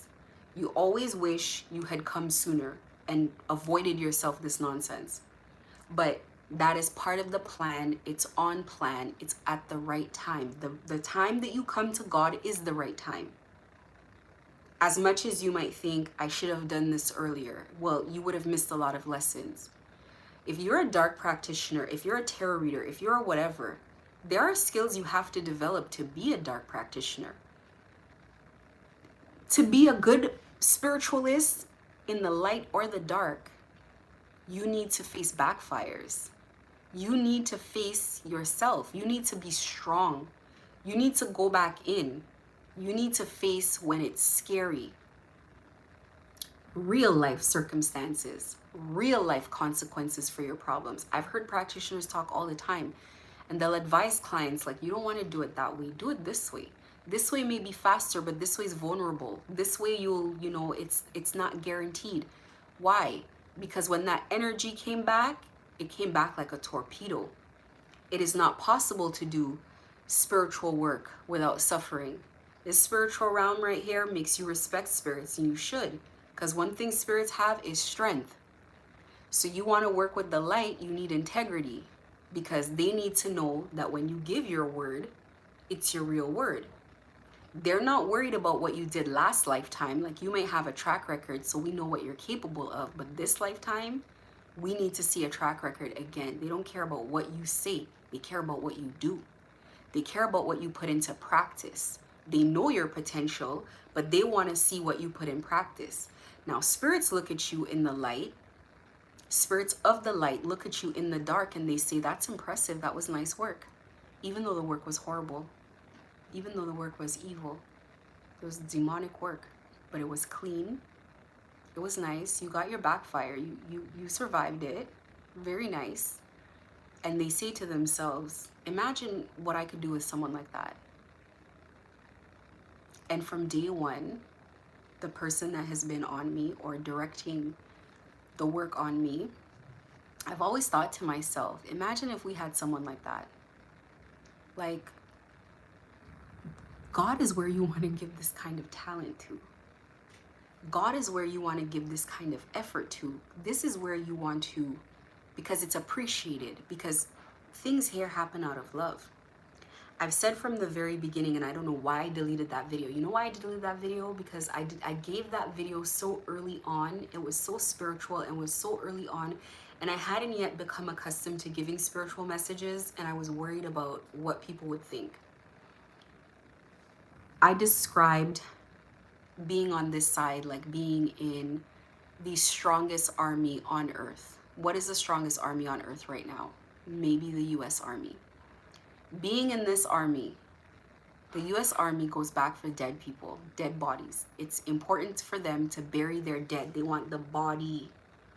So that means that when they send people, wherever they send them, and somebody's body dies in enemy lines, they get a crew together to cross enemy lines to drag the body back. That means that if there is a prisoner in another country, they will negotiate and give back dangerous people to get a basketball player, a pianist, a no-name person. They will get you back in hell.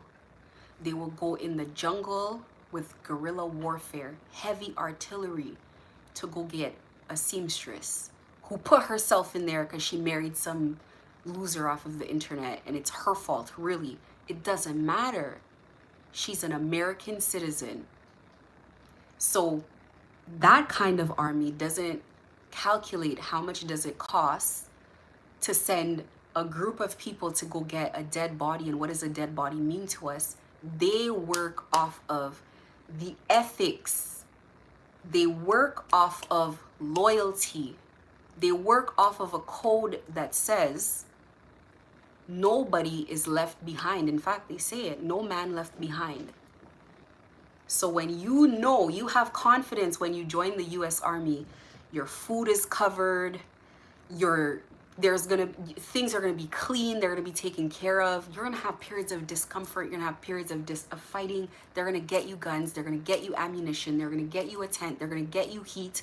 You're gonna have the best technology that they can find, and that doesn't guarantee anything, but you know you're working with the best.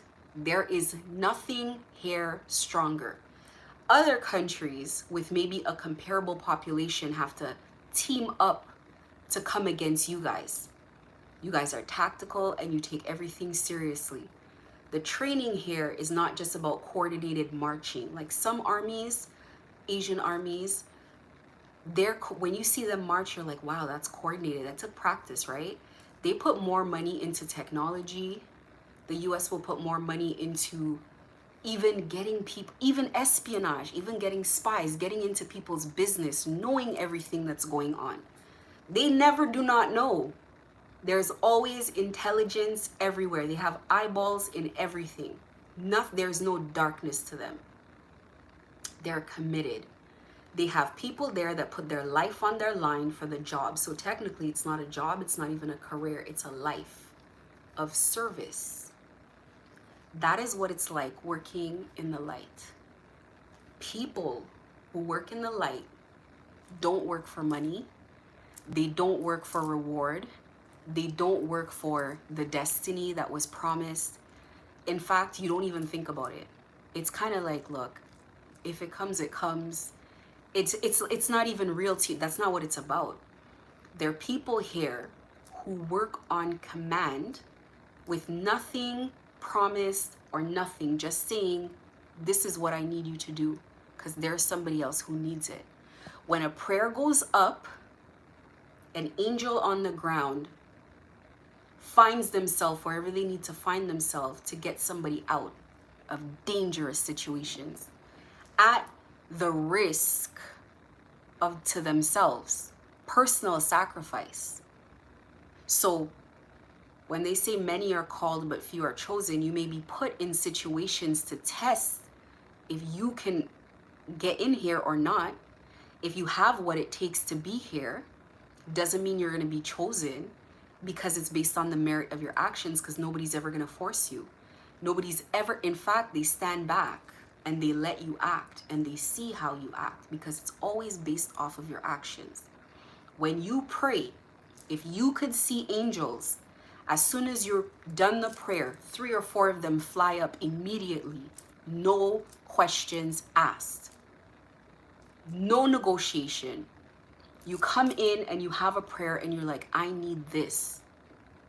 You get on the phone back to the White House, to the Capitol, and you say, we need this many tanks. And they put off, no problem. They put the phone down, the order goes in immediately, and tanks are on a ship tonight because you needed it yesterday. In fact, what actually happens is they're already on the way. By the time you make the call, they're already like, yeah, we sent a couple over already. They're on the way. They should be there by maybe tonight at 6. You're like, what?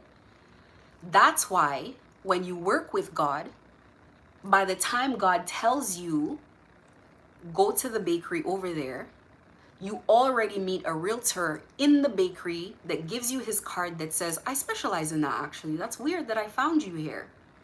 and you get the card and you're like, my phones are hacked, but I got the realtor that specializes in. He doesn't do anything by text because he's an old man. He doesn't do anything by email. By the time he tells you come to his office, you're sitting in the office, you're like, listen, I'm so sorry, you know, I turned my phone off because you know the phone's hacked. I turned my phone off because of da-da-da-da. He's like, oh yeah, I figured. He didn't figure it was hacked, but he's like, I figured it would make sense because you mentioned blah, blah, blah. So I went ahead and registered it and put it in. It got approved yesterday. So here's the thing that you need. And here's the invoice, and just drop off the check with the receptionist when you get it. And you're like, and the gang stalkers are like, how did you get this approved without us knowing? They didn't know energetically because they couldn't read it because it wasn't in the energy. They didn't see when you took that business card. They didn't know when anything went through, because why? You're working with the strongest army and everything on the path was arranged for you. Then they're going to think you're doing something, some type of spell work to get things done. It's already arranged. It's already been arranged. They're just giving you your marching orders as you go. Take this, take that, get this, take that, return that, get a refund here. They're looking for messages. They're attacking tarot readers. The universe has a catalog this thick of ways to give messages. Messages cannot, even if that didn't work, when you carry the Holy Spirit in your heart, the Holy Spirit moves you around. When you carry any entity in your heart, the entity no longer needs your permission or your buy-in to do anything. They just move through you. The Spirit moves through you. If you want to fight the Spirit and hold back, that's a different story, because you can also do that. But when you surrender to a spirit, you surrender to the help, you bask in whatever feeling the entity is giving you. If it's a dark entity and it gives you anger and rage, you're basking in it. You like it. You love the feeling. You're just going to act out. If you love the feeling of peace and of things are working out for me and everything's going to be okay, you go outside and everything is just always okay. It's always okay. It's always okay. And promises that come from God are the strongest promises that can be had. These are not maybes. These are not like, it could happen. These are not, the chances are, it's like God is going to create the circumstances in such a way to create guarantees that things are going to happen. Don't take my word for it. Trust me. They corner you when they're ready. They don't give you a choice because this is the path. This is the path. This is the way it's going to go. Sometimes some of us get no training at all, and when it's time, we just figure out what to do on the ground running, because you're on the ground running. And if you want to survive, there was this meme I saw on Twitter, and people were like, wow, you're so strong. And it was Elle Woods from Legally Blonde, and she's like, thanks. It was either that or die. Yeah, that was me. It's either survive or die. Be strong or die.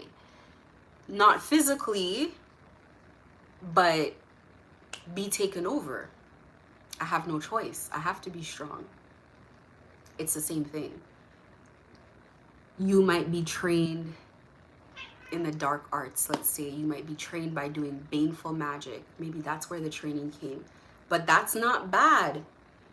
Why would that be bad? Think about if you have an American that grew up in the Chinese government, that was originally a spy for the Chinese. This one is so valuable because not only is this one a good spy, but this one has intel.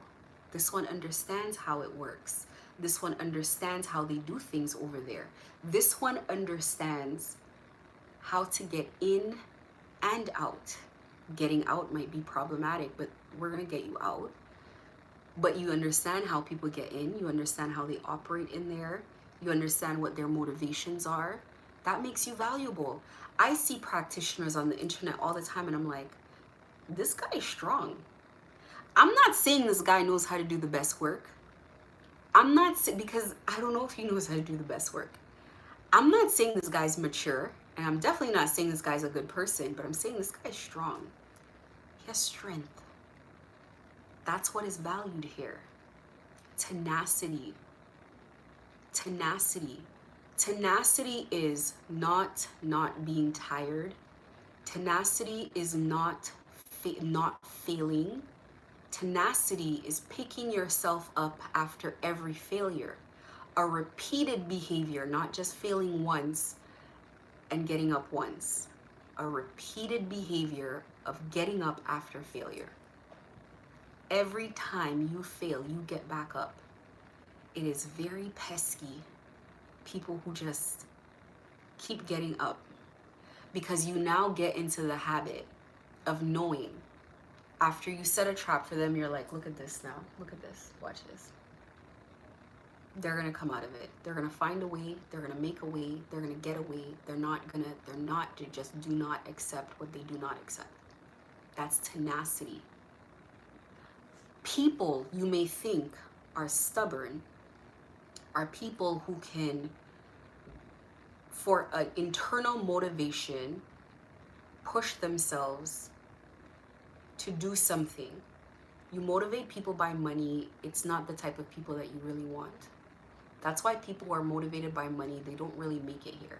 They don't make it at all. And I'm saying, no, not really. They don't make it at all. Because you're going to be asked to do things that money's not worth. There's going to be some people who say money's worth everything. Is money worth dying for? Because let me ask yourself, or let me ask you, if you die, who spends the money? If you get money and lose both your feet, is that worth that money? Or would you say, I'd rather make it another way?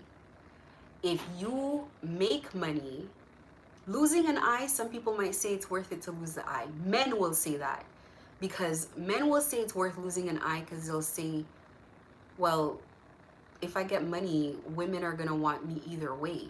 These are men who've never known love. These are men who've never known love. Men who've never known love think that if you have one eye or one leg or one arm, it's okay because you can still sleep with women because they'll take money from you. This is trauma. This is from a place of not being healed, and this is from a place of never being loved and appreciated for who you are.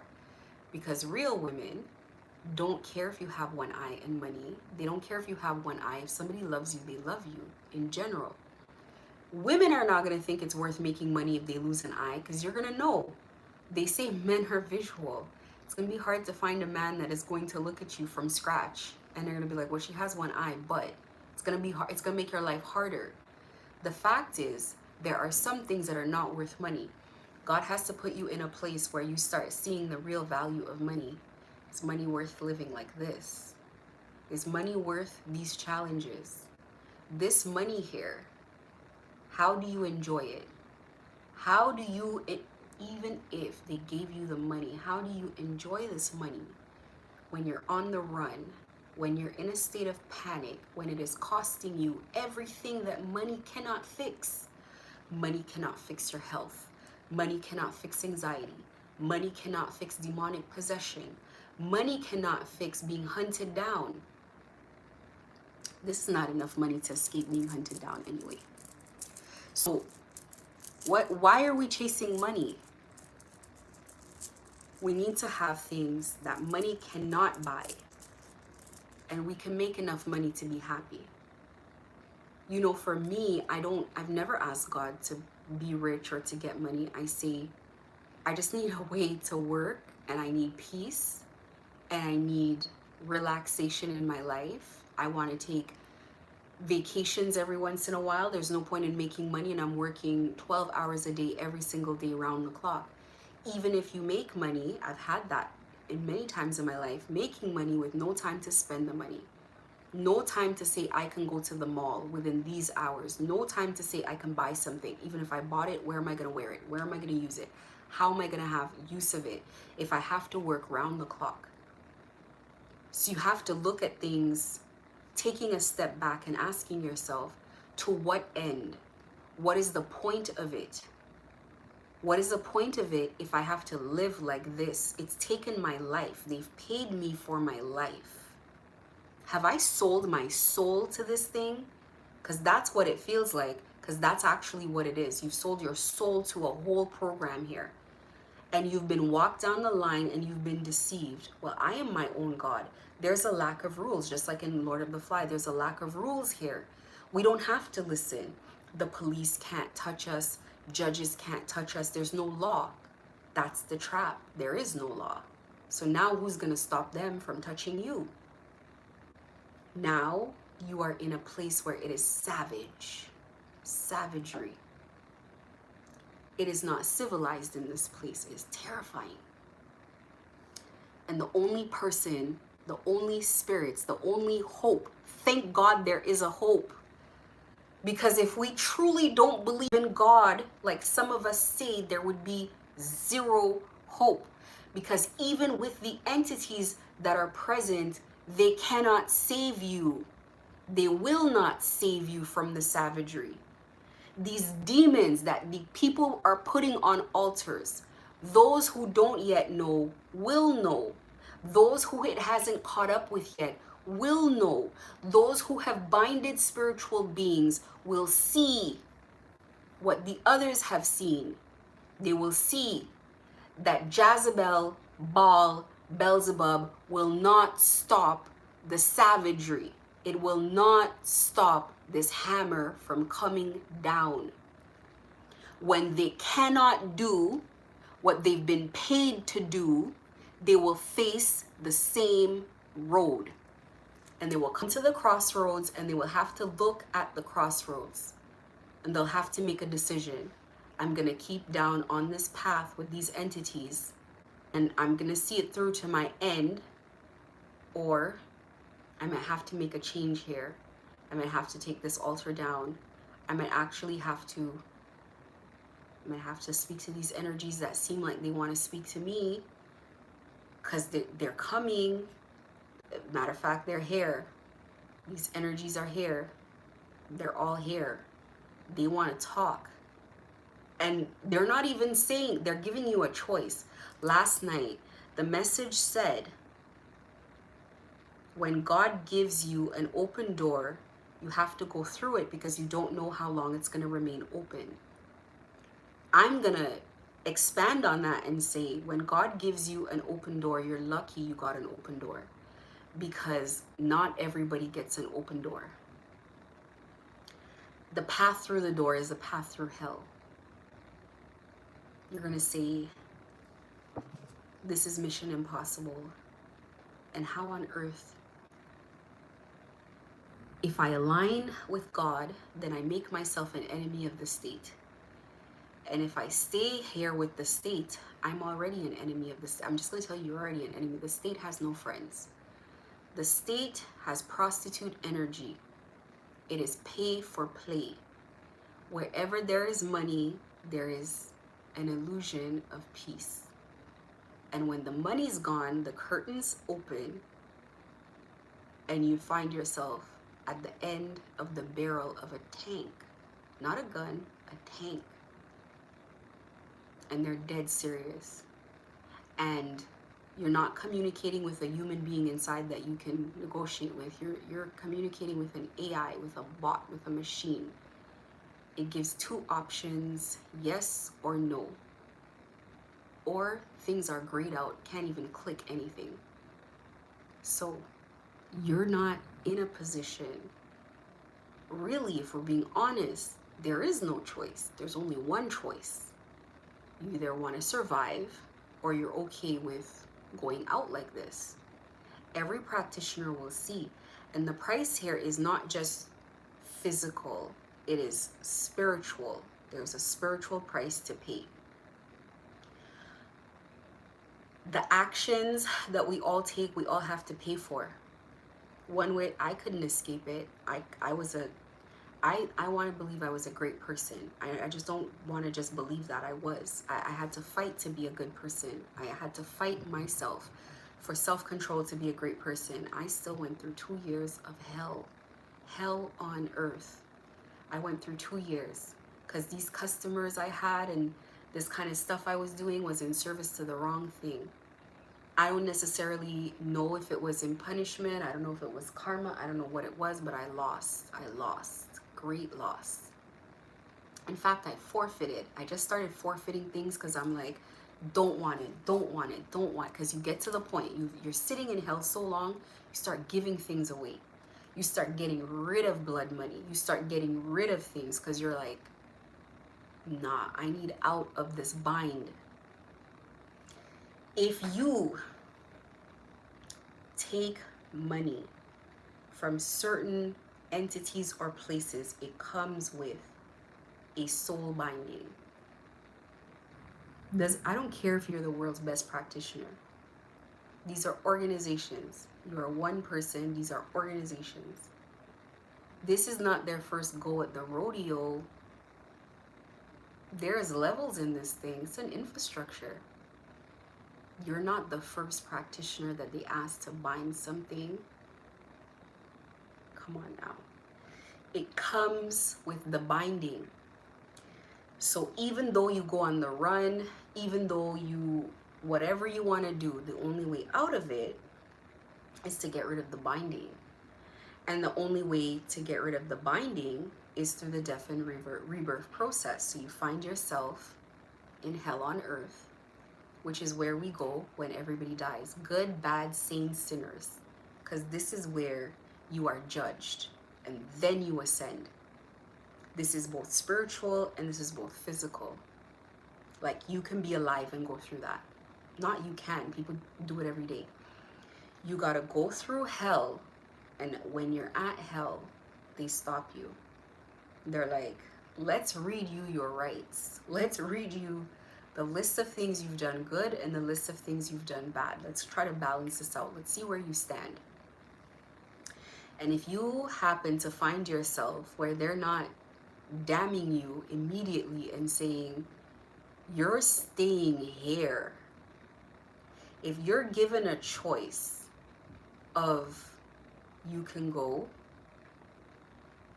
you can continue down what you're doing and you can stay here and eventually it's going to end like this, or you can step into service, you can go through your metamorphosis, you can transform your soul. This is not one of those things you can cheat either, because there's people who are going to think, I'm going to cheat, I'm going to apologize, I'm going to do a couple good things, I'm going to get back. What? Dangerous. It's even worse than, don't listen. If you break promises to dark entities and they behave like this, imagine when God gives you back to the entity that is ravenous with rage that you got away. Because that's all God does. People think God punishes. God removes his or her hand and gives you into the hand of your enemies. Because who better? Who better? God will give you the kind of teachers that can teach you. And sometimes these lessons are not just one teacher. God, no more teachers, please. After you're done going through the first lesson with a teacher, has whipped your behind, you're exhausted, you're on your last pinky toe, the pinky toe, not even the big toe. Then they say, are you ready for your transformation? You're like, that wasn't the transformation? They're like, no, that was to get your attention. So what's the transformation? When the earth angels are done with you, they're like, you gotta face the lesson. It's not this now, because this is coming with you making the change. I need to change. I need to do better. You must experience yourself. You must experience what it is like. You must experience why this is not good. Why you cannot live that way. The lessons are so tough. They cannot be erased from your mind. There is never a day. Listen, it's going to be so crazy that you're going to be put in a situation to take advantage of someone and you're going to run. You're going to be like, not today. Not today. Get the hell out of my face with that nonsense. You're going to run in the opposite direction because you know what it comes with now. You know that it's real. These lessons are going to be so difficult. It's going to go past the point of you learning the lesson. It's going to continue until it is so bad you come to terms with it and you're like, this is what we're doing today. This is Sunday And this is what happens on Sundays. This is Monday. This is what happens on Mondays. And you're just gonna just have to live with it the way that it is. And after God feels that it makes enough sense, and that you're ready, and that you're serious, and that you're authentic, and that you're humble, and that you've really learned, that you've gotten it, then I wouldn't say they rescue you, but you learn the lesson. Once the lesson learns, the air clears, the dust clears, things clear out, and then you can feel the sun again coming back in, creeping back in. It's the environment that you feel the cycle change. It's no longer dark. It's no longer night. Time comes back on your side. There was a point where you had no time for anything. It was always panic, racing, exhaustion. You feel it. You feel it all change. That's when, Father, you come back in favor of your Father. You come back in the favor of your Father. Time comes back on your side. Light shines back in your life. That's the sun coming back in. It takes time. It's a process, because you got to experience. They give you the teacher that you need. The universe knows the teacher that you need. You will see parallel behaviors in yourself in the problems that you're facing. And these problems might manifest themselves as a person, a group of people, an organization, an illness. But you will see, this is how lessons learned. Nobody has to tell you. You will see the parallels. You will see it. For me, in my lesson, the energy that I've had to face, the lesson that I've learned here is what not to be, but what I could be, what I have the potential to be. If you have enough of a skill or a talent, and you have the tenacity, you could be that. And it would be hard to stop you. It would be hard for any other human being to stop you, because you would not be easy to stop. They would send groups on you. They would come in groups, and you would still stand. They would come with armies, and you would still stand. Because not just cunning, not just intelligence, not just brilliance, not just observation, but tenacity, strength, resilience. They kept saying, you're a Leo, you're a Leo. I'm like, I'm not a Leo. And I looked up the Vedic chart, and it was like, oh shoot, I am a Leo. And I could see it now. I could see that fiery nature in me now, because I'm like, I'm a Virgo. Virgos are very analytical. Virgos are like little walking computers. All we do is gather information, analyze, log, put together. I used to look at my birth chart, and I kid you not, I was like, they put Virgo everywhere. They put it everywhere. I wouldn't really want to fight a Virgo with Leo energy. A Virgo that doesn't stop is a little bit like think about it. I'm thinking about outside of myself. So this is not just to like hype myself up. It's not about that. I'm saying, as a Virgo analyzing the chart, there is enough charisma in the chart that you don't come off as a Virgo. There's warmth in the chart. And there's enough sort of like hardworking energy that turns itself into a robot, into a machine when it needs to be. It's like it turns itself into like autosave, like energy savings mode, and it's like it sets a target and it just will drive through. And then the tenacity, and then the fight. And God's saying, if you go here, you cannot be a tyrant, because we will come get you. We will get something, and we will come get you. And if you're so strong that we have to coordinate something like this to come and get you, don't let this happen. That's the message that I got from here. I mean, I got a lot of messages, but that's been a message that I've gotten from here. Strength does not live in a gender. It's not about your age, and it's not about your gender. It's not about your race. It's definitely not about how you look. It's about nothing. The qualities in here, how you are built. It's like God reserving special weapons to deal with special problems. They always have something in the back pocket. They don't just build things without an antidote. They're not just gonna release this thing without knowing if it goes rogue, how do we deal? If we lose control, how do we deal? That goes for the strongest of everybody. If you release something out there, spell work, energy work, and you haven't even thought about antidotes to it, there's no antidote to your own energy though. So in saying that, I should say that when it comes back full force. It has your coordinates. It knows where it came from. So there really is no antidote to your own baneful work. It comes back. But the point here is this: if you have realized, when you realize, because you will realize, the point of what the universe does is to make you realize where you've gone wrong.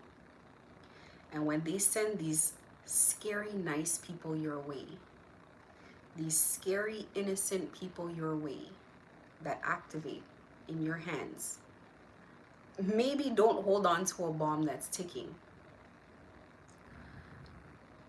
Yes, everybody has to experience themselves, and I don't ever want to give people like false hope. There are good people who have been in bad situations, who have done things. It is God to decide what happens with them and how. But we all have to face up to what we've done. Trust me, 2 years, and I still am trying to think, whatever did I do to deserve this? This is insane. God has reasons for everything, and I do have trust. The universe always reveals why this happened, why you experienced this, what's going on. In fact, they'll tell you even while you're going through it. They'll assist you through the lesson by explaining, this is what's happening and this is why. There are going to be people here who are participating in things, groups that slander people, groups that read wrong messages in tarot and lead people who are waking up astray, blocking God's plans, groups that do dark work on people, that bind people that God sends here for a reason. I just want you guys to know that everything is on track, and the people who binded them are the people who were supposed to bind them, and you're going to go through your lesson as well. And you're going to face yourself in that lesson. The treacherous nature of practitioners is that they are unconscionable. They have no empathy, and that work requires a complete dulling of the conscience and having no empathy. And in having no empathy whatsoever, you're going to experience energy that is of the like. You get the universe chooses the appropriate teachers. Now, you may be in league and in alliance with the people who have paid you for now. Whoever you guys are, wherever you guys are, you may be in league and in alliance, but not for long. These people got a lot of money. Resources are endless. They can reach anywhere they need to reach and get things done. And even though they are in alliance with you guys now, when the alliances break, you're going to realize that buying even a cup of water is going to be, it's going to be difficult. And you're going to realize what hell on earth means, what true suffering means. And you're going to get to your own crossroads, and you're going to have to ask yourself, what do I do? And God will be there waiting for you. And you'll be right on time. Exactly when they think that you're going to show up is when you're going to show up. Because you're not going to have a choice. You're not going to have a choice. Whatever choice you must make, there is a window of opportunity. Only God knows where God wants to put you to deliver the messages that are needed. Only God knows where you are needed, but you are needed somewhere. So maybe the destiny was never stolen. Maybe you just needed all your lessons first. And then we get to our crossroads. When did this happen to me? When I was 4 years ago. Anyway, whenever this happened to me, it was the age that it needs to happen. This was when it was supposed to happen.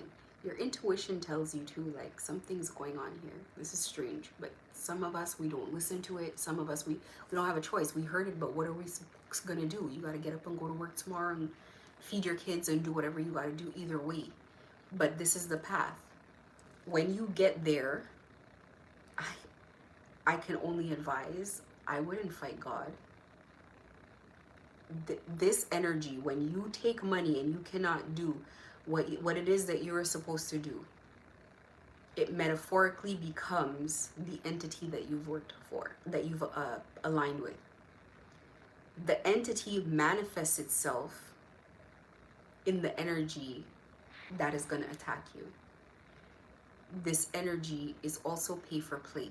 As long as you're getting the sacrifices done, as long as you're getting the work done for it, it will give you the illusion of control. It will give you the illusion of satisfaction.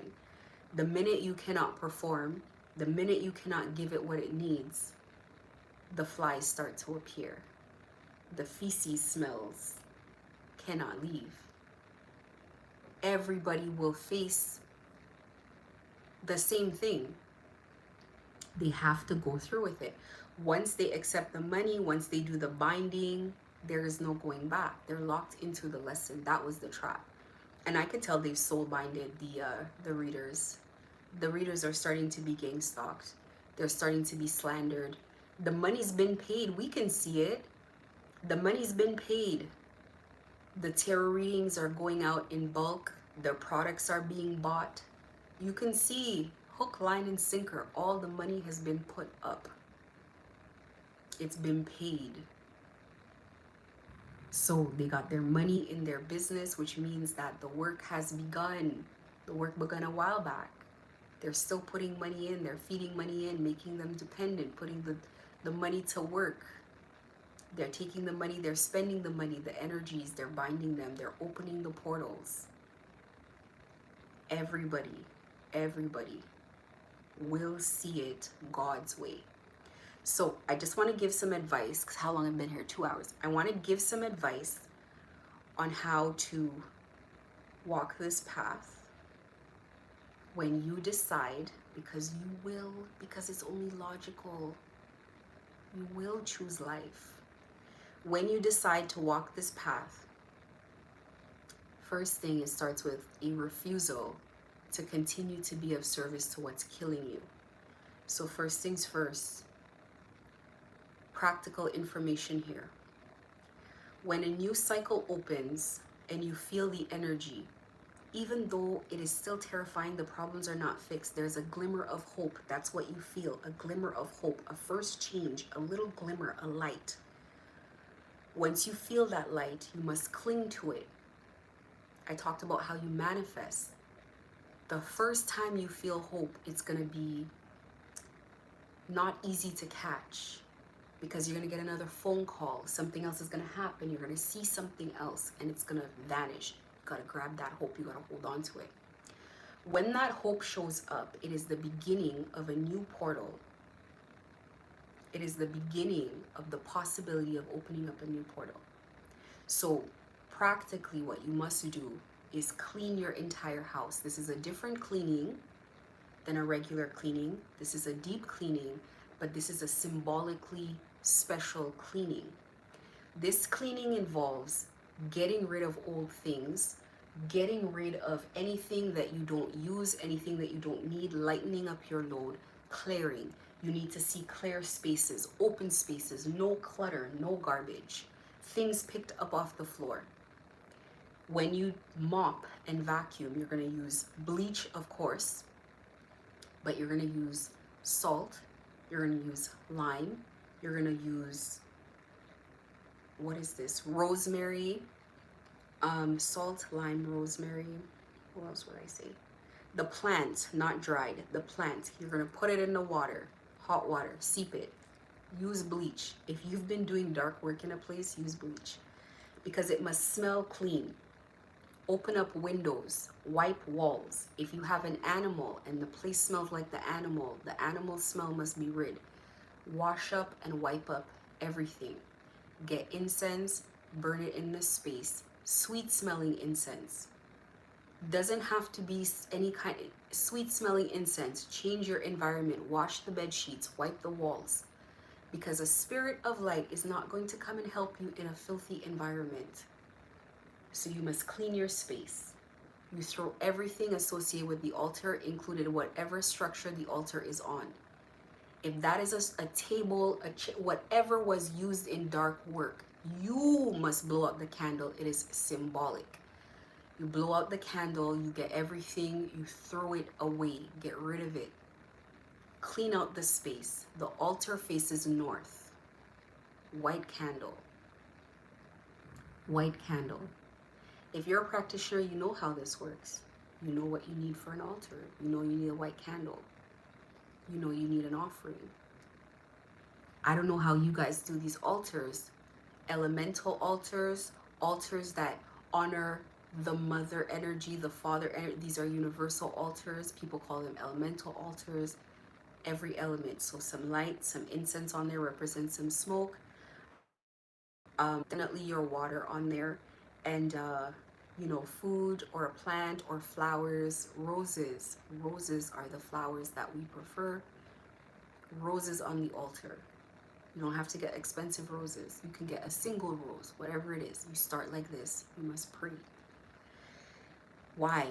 Because as you continue to feed and nurture this energy that is destroying your life, it will continue walking you down the wrong path, but blocking your way and forcing you down the wrong way. They're already against you. You have to think about energy. Energy and spiritual work. You bind an earth angel, even though the results are going to show in a year, the reality is they're already against you energetically, because they have to be against you as a person to know what they know and still make you bind these people. They knew what happened before. They know how it goes. They're already against you. That's like when people bring you into suicide situations. Why did you bring me here? You know this couldn't get done. They knew when the first set of people did it, they knew it couldn't get done too. That's how it works. How Diablo works. That's how it works. They knew it couldn't get done. So you got to get rid of whatever it is that you're in service of, because you cannot put God on these kinds of altars. And I understand the mentality that people might be scared, because what if I blow out the candles on this altars, then where am I going to get help? You're not getting help from this altar. This altar is not, nothing from this altar is being accepted. The altar is cursed. You got to get rid of it. And when you get rid of it, then you're making space as you clean the home. You get rid of the altar. You set a new altar. This altar does not need to be fancy. These kind of altars are not about fanciness. It's not about pomp and pageantry. It's about heart. It's about loyalty. It's about love. It's about authenticity. This is what they're judging. You could put the most elaborate meal and this is no good. You're at odds with them. When you're at odds with them, you will feel that you're at odds with them. Everything operates from here. That beginning of this process to hold on to this takes truth. It takes healing things. It takes coming to terms with things. It takes accepting what went wrong, where you were wrong, accountability. It will be so bad that you will beg for your punishment. Just listen, just let me pay my debts. Let me get out of it. Like, the path must be accepted as the path is given, and you get out with the tenacity gets you out. They're gonna come with tanks. They're coming and they're coming with tanks, but they're coming either way, because we can see where this is going. Those who have eyes to see can see. You know where this is going. You know where it's going. When it's going where it's going, you see where it's going, please be wise. Because they're coming either way.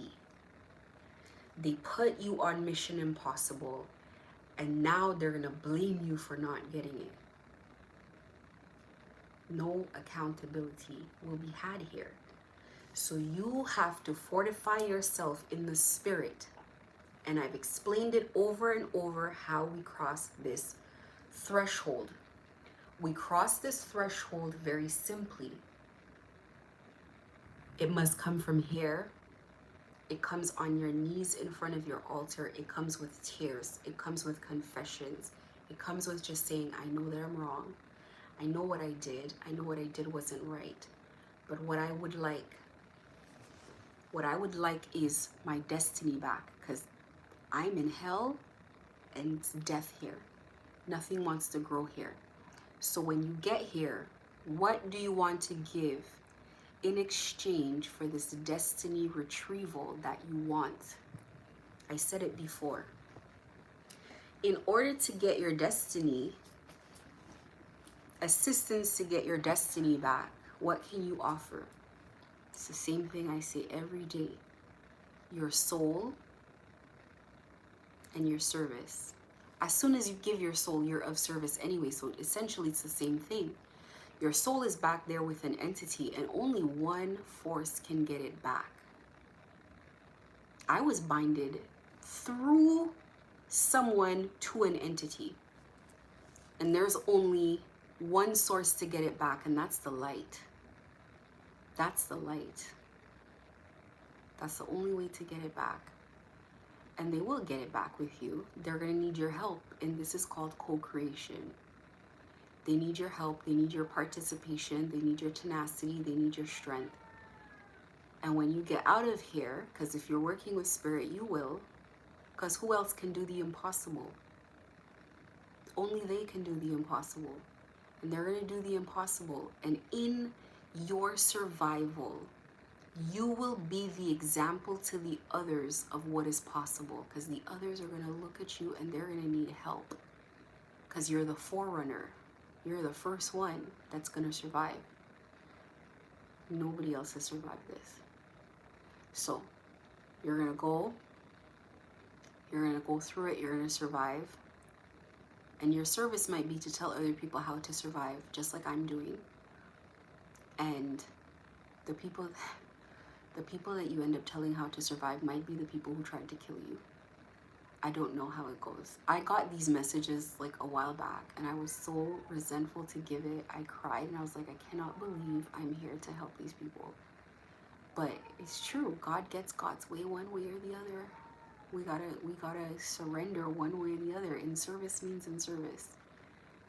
And you're gonna get through it, and your service is gonna be to educate people in whatever setting, in whatever place. And that's how you get through from the dark place you are to where you're supposed to be. And what happens from there to here is the transformation. That's the death and rebirth process. The reason you can't fake this is because it's a war for your soul. You're gonna think it's a war on your life. It's a war on for your soul. The entities are gonna fight tooth and nail, and God's gonna fight tooth and nail. And you're gonna feel it. You're gonna feel it. And what wins is where you wanna go. If you wanna go to God and you cling to God and you start hiding behind God and you fight it, in that fight is where you, every single time you win a battle, they give you another key. And you're like, oh my God, I can get out of here. And you open that lock and you go to the next one. It's like being in one of those places you can only get out by winning every challenge and getting through. But every time you make it through this portion of it, you get a new key. That's your reward for getting through it. You learn this lesson. If you get through this whole thing, you're gonna need this key, so keep it safe. You're gonna start keeping keys on your neck. You don't even trust your pocket because you wanna make sure they're here and keep them safe, because you're gonna learn every lesson, because that is, you start learning really quickly. The only way I get out of here is by learning the lesson, the real way. You try to fake your way in one of those rooms like, oh, I'm gonna say I'm sorry, I'm not really sorry. No, nothing will work. You will be blocked. The only way out is to learn. And you gotta follow the path all the way through to get out. On this path, you don't care about what people think, what people say, what they're talking about, who's laughing, who's gossiping, means nothing, because their turn is coming and they're going to be the ones that are going to be looking to you like, how the heck did you get out of this? You must take this path. This path is alone. You want to take people with you. You want to give them advice. They're not ready. It's an emergency.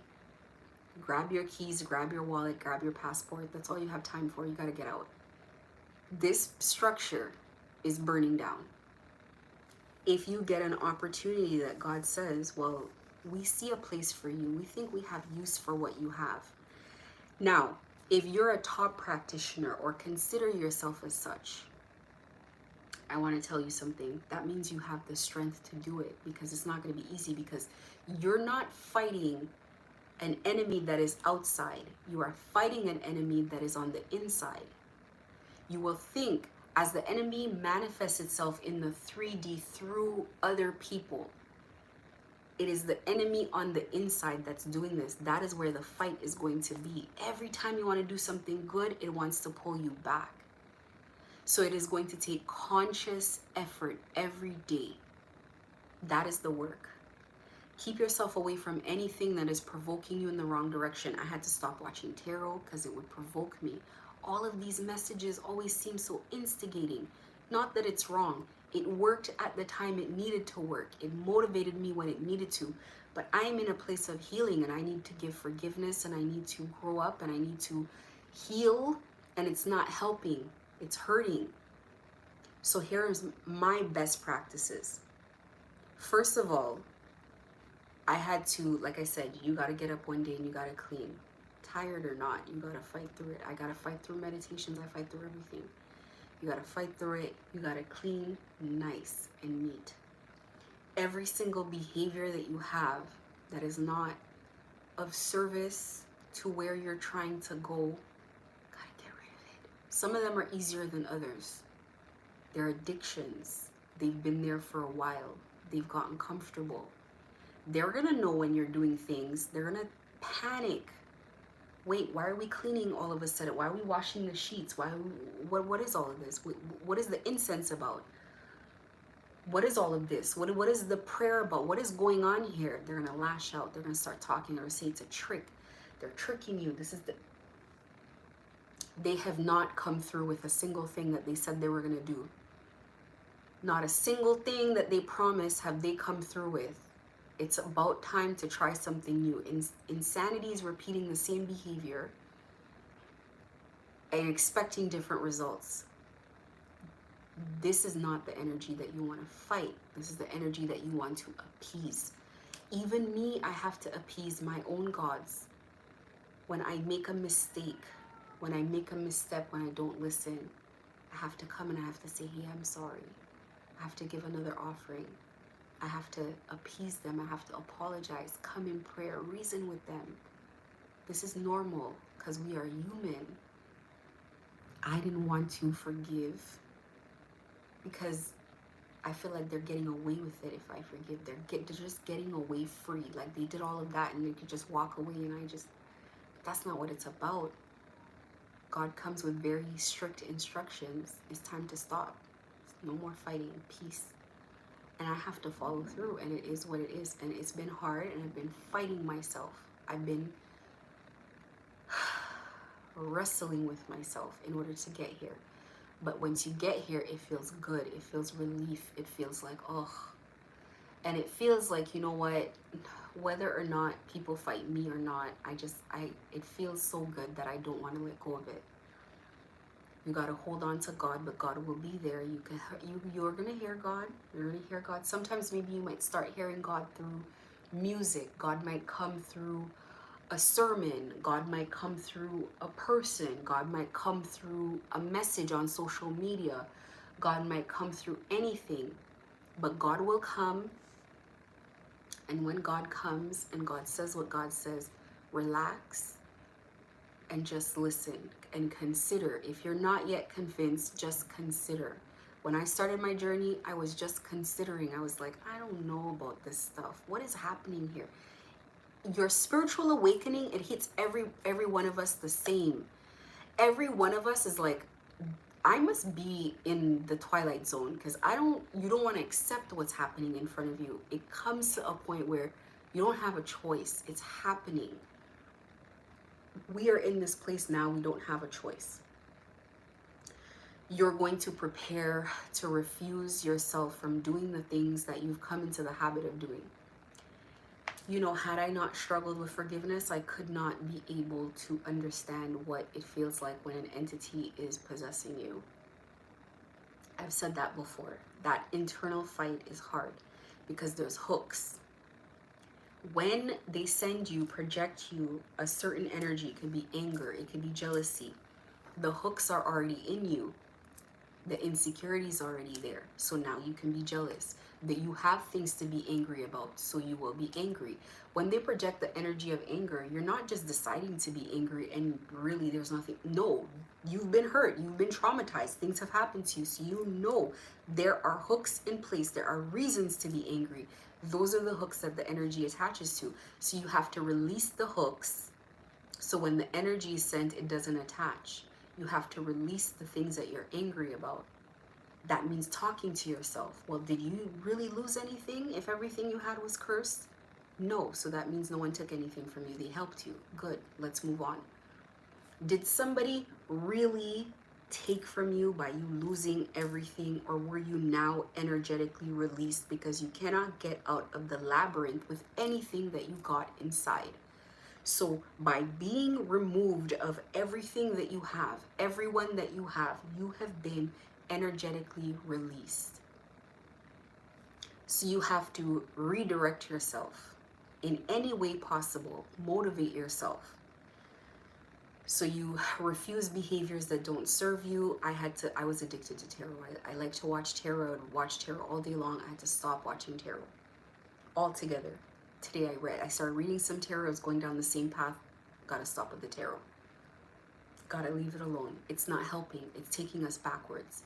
There is somebody out there that needs that message, but it is no longer me.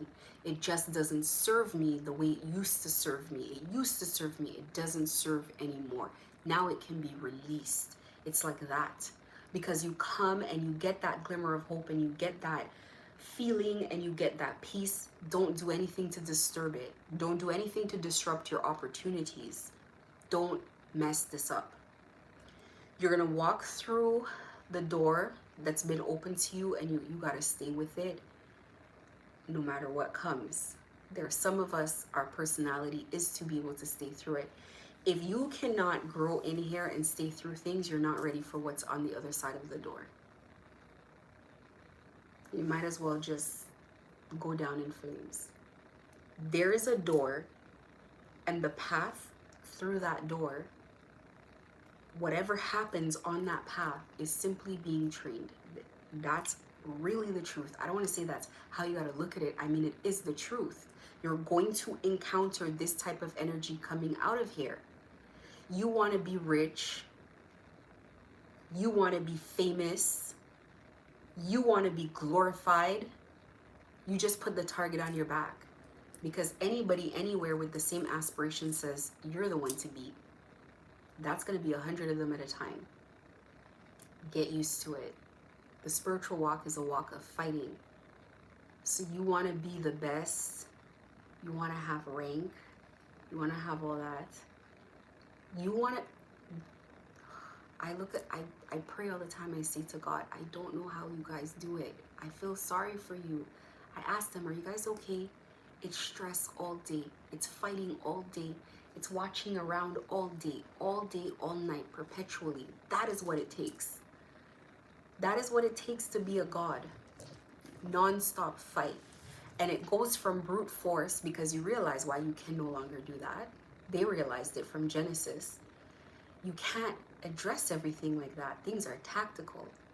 If you're fighting the energy of death and it took everything away from you and it hasn't taken you, it's because it wanted your attention. Because you could just simply not wake up tomorrow. This is not hard. There are practitioners that will do that. Just make sure someone doesn't wake up tomorrow. Do it in their sleep. If they didn't come to get your bones, they didn't come to fetch it for a reason. And I tell people, you will beg to die, but it will not come, not in the way that you expect. You will have a death put to you spiritually, but you will not.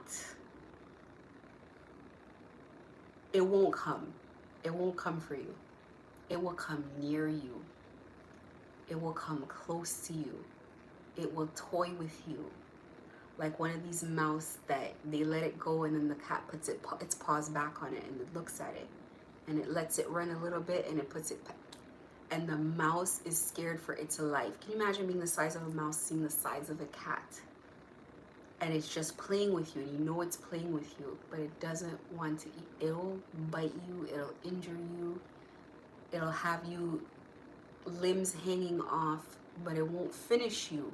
Why do they do that? Who knows? But that's how the energy will be with you. There are people who are fighting death. There was this girl, I know she did death magic on me. I know she did rituals on me for sure. I didn't take it seriously when she was telling me the fact that she almost killed herself, she almost hanged herself, you know, if energies were moving things. I didn't take it seriously, and I walked out to her car, and the whole side of the car on the driver's side was caved in. I'm not talking about a dent, I mean it was caved in. My heart started pounding, and I was like, oh my God. And I knew I had to do some business with her, and I was like, after this, it was too late to back out because it was like today for tomorrow, but I was like, after this I can never speak to this person again. This is a curse. You can see it. The energy's toying with people, but it's not taking people. Living like this is ridiculous. I thought I had problems. That's what I said driving home. My heart was pounding and I'm like, I thought I had problems. At least I'm fighting people. You may be possessed, but at least it's still people. How do you fight energy? You punch the air. So if they haven't come for you, they want your attention. Hopefully you look at it like that. Stick with the walk. Don't get off the course. Do not get off your course. And things you need to put in place in a practical sense when you are dealing with, you've opened an altar and opened portals to entities in your home, in your place of dwelling. So little things like you're going to get your YouTube, your computers, and you're going to be playing prayers round the clock. You're going to be playing prayers round the clock, at night, in the day, all day, because the energy will not let you pray. You will try to pray, it will be a disruptive force, so you need it external to begin with. Spoken prayers are ideal and best because they come from your heart, but in the absence of you, energies don't like to hear that. It's gonna fight you. It's going to fight. It's gonna get aggressive. Gospel music, mantras, the meditation thing is gonna be difficult because there's so many entities that are around when you do this work. There's gonna be the sex demons and all that they're gonna block. They have to be systematically eradicated one at a time. Abstinence means no self-pleasuring, no ideation, no thinking, no porn, no nothing. Complete and utter abstinence from all behaviors. There's gonna be many. And what that looks like is not that you're not gonna slip. It means that you're gonna slip, and then eventually you're gonna get to the point where every time you see it coming, you pull it back. You see it coming, you pull it back. You see it coming, you pull it back. And you become effective at pulling yourself back from these behaviors over and over and over until you get to the point where the vibration slowly by itself lifts. It's gonna be a lot of fighting yourself. It's gonna be a lot of tears. It's gonna be a lot of panic. It's gonna be wanting to give up. It's gonna think this is such an uphill battle. It's gonna be frustration. It's gonna be anger. It's gonna be everything. This is a purge. This is how healing feels. People think healing is like, oh, I had a positive experience. It was so, no, healing is frustrated. Healing is the minute you feel good, the healing's like, oh, she feels good enough again. Let's go in for another go. It's like I just sat down with this food. Now you're laying on the bed and you cannot get off of the bed because you're weeping about something when you were 9. It's not, and it bounces around. One of these things was from when you were 9. This is from when you were 15. This is when you were this. This is when you were that. It just all comes at you at once because it sees that you're prepared, but you stick with that process. This is where you expel. This is purging. Crying is not only normal, it is necessary. It is symbolic. It is a release. And after you feel better, things that you can understand heal easier than things you cannot understand. So you must always seek understanding. Why did I do this? Why did I do that? Why did this happen? Why did I not feel? Why whatever? If the issue stems from having family that were never for you, being abandoned by parents, just know God just needed to get you here. Those people couldn't bond with you in that way because maybe you're not necessarily of them. That is why you've always felt ostracized in different ways. You're going to keep walking your path. And this entity is going to try to fight you tooth and nail because it doesn't want to leave without pay. It wants what it wants. It worked hard for this. It invested a lot. It did a lot. To get out is to fight one's way out. This is the only way. And God has said to me over and over, trust and obey, because there's no other way. The rest of the song says to be happy in Jesus. I think Jesus is an angel. So it's not necessarily to be happy in Jesus, but to be happy in Father, the Holy Father, and the Holy Mother. And the last thing I'm going to say, because I got to let it go, is make peace with your ancestors. Make peace with your dead. They are furious about what has happened here because it's blocked them as well. There's peace to be made, forgiveness to be made. Reconnection cannot be made with anything of the past. Whatever you've lost, you must let it go. It's part of the plan. You cannot be your new self in connection to the past. You must let whatever you've lost go. And that's okay because you're coming into better. You're coming into what you always should have had, but it wasn't the right time because this was the path that had to be walked. So people here who are going to be in relationships, they're going to lose all kinds of things. You cannot enter a spiritual family with anything from the past. Nothing. You got to be stripped bare and hosed down at the front. Nothing comes in. The hair shaved, everything. That is how you come in as a new person, fresh. Otherwise, there is no other way. You gotta put some trust somewhere in something else. And if you're already spiritual, this is easier for you than it is for normal people. Normal people do not believe in the outside and things they cannot trust. The only way they believe is when they feel energy, when they feel things change. You who are here, who can already understand how life works, already see that there is something on the other side. You know that your soul is eternal. You know what spirituality is. That means that it's not going to be hard. You can ask for anything. You can ask for spirits to appear to you, to reveal themselves to you, talk to them, reach to spirit directly. The entity's gonna fight. You gotta put it in the background. First things first, you gotta take it out from the foreground, put it in the back. Once you start taking a hold that way, it needs to be expelled before God can be with you. Because this is gonna be a rocky one. It's going to be a rocky road ahead. The energies that are against you are already against you. If you know, there is no negotiation. Everything goes out the window when it's always been like that. So this is my best advice.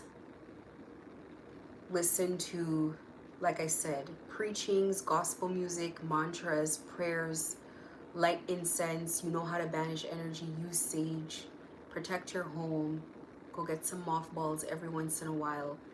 The energy that is gonna come is probably not gonna come from outside, but they could hire practitioners against their own practitioners. Probably will. Whichever way it goes. I mean, to be honest, that is even the easy part. It'll be aggravating and annoying. That is what it comes down to. It's aggravating and annoying. You might not care about that part because you're already a practitioner yourself. You're probably strong already. You could see the nonsense and you'd be like, who cares? You know, it's like John Wick. Like, I talk about that a lot. They're gonna hire other assassins. Okay, like you do that every day. The issue is the inside. It's the entity that's the issue. They can't find anything stronger than what is fighting on the inside. So you gotta get that out. You gotta clean that. That is going to annihilate everything. You see the path that this thing has people on? Let me tell you, the cost of this entity is you lose your soul, meaning you cannot reincarnate. You cannot come back. It takes a hold and it keeps the soul. It doesn't have the ability to reincarnate you. This is not what these energies do. They cannot give life. So you don't come back. Everything around you goes and you suffer. You lose everything. The little that you had before, you lose all of that. It blinds your eyes to the solutions because the solution is getting rid of it. And there is a solution to every problem, a master key, and that is the Most High. The Most High is not just masculine, it's not just Father God, it is the energy, it's the mother energy, it's the mother of God, it's the Holy Spirit. She goes where Father will not go. You have to raise your vibration to get to him. He doesn't. True connection with Father God, people call his name all the time. True connection is hard. It's hard to maintain. It's hard to keep. You gotta rise for that. You gotta do the work for that. Trust me. It's a discipline. Any practitioner will tell you there are energies you want to reach. It takes a discipline, a dedication, a commitment to getting to that energy on your own. Some people just skip it and they just go by it. Those are lower ones. Higher ones are not for sale. No one can contain that to sell that to you. So it's your mother that comes to get you. It's your mother. And in that process, you're going to realize what a mother really is. You're going to realize a real mother. What is a real mother? Because you've never had a real mother. A real mother is protective. A real mother is nurturing. A real mother never leaves.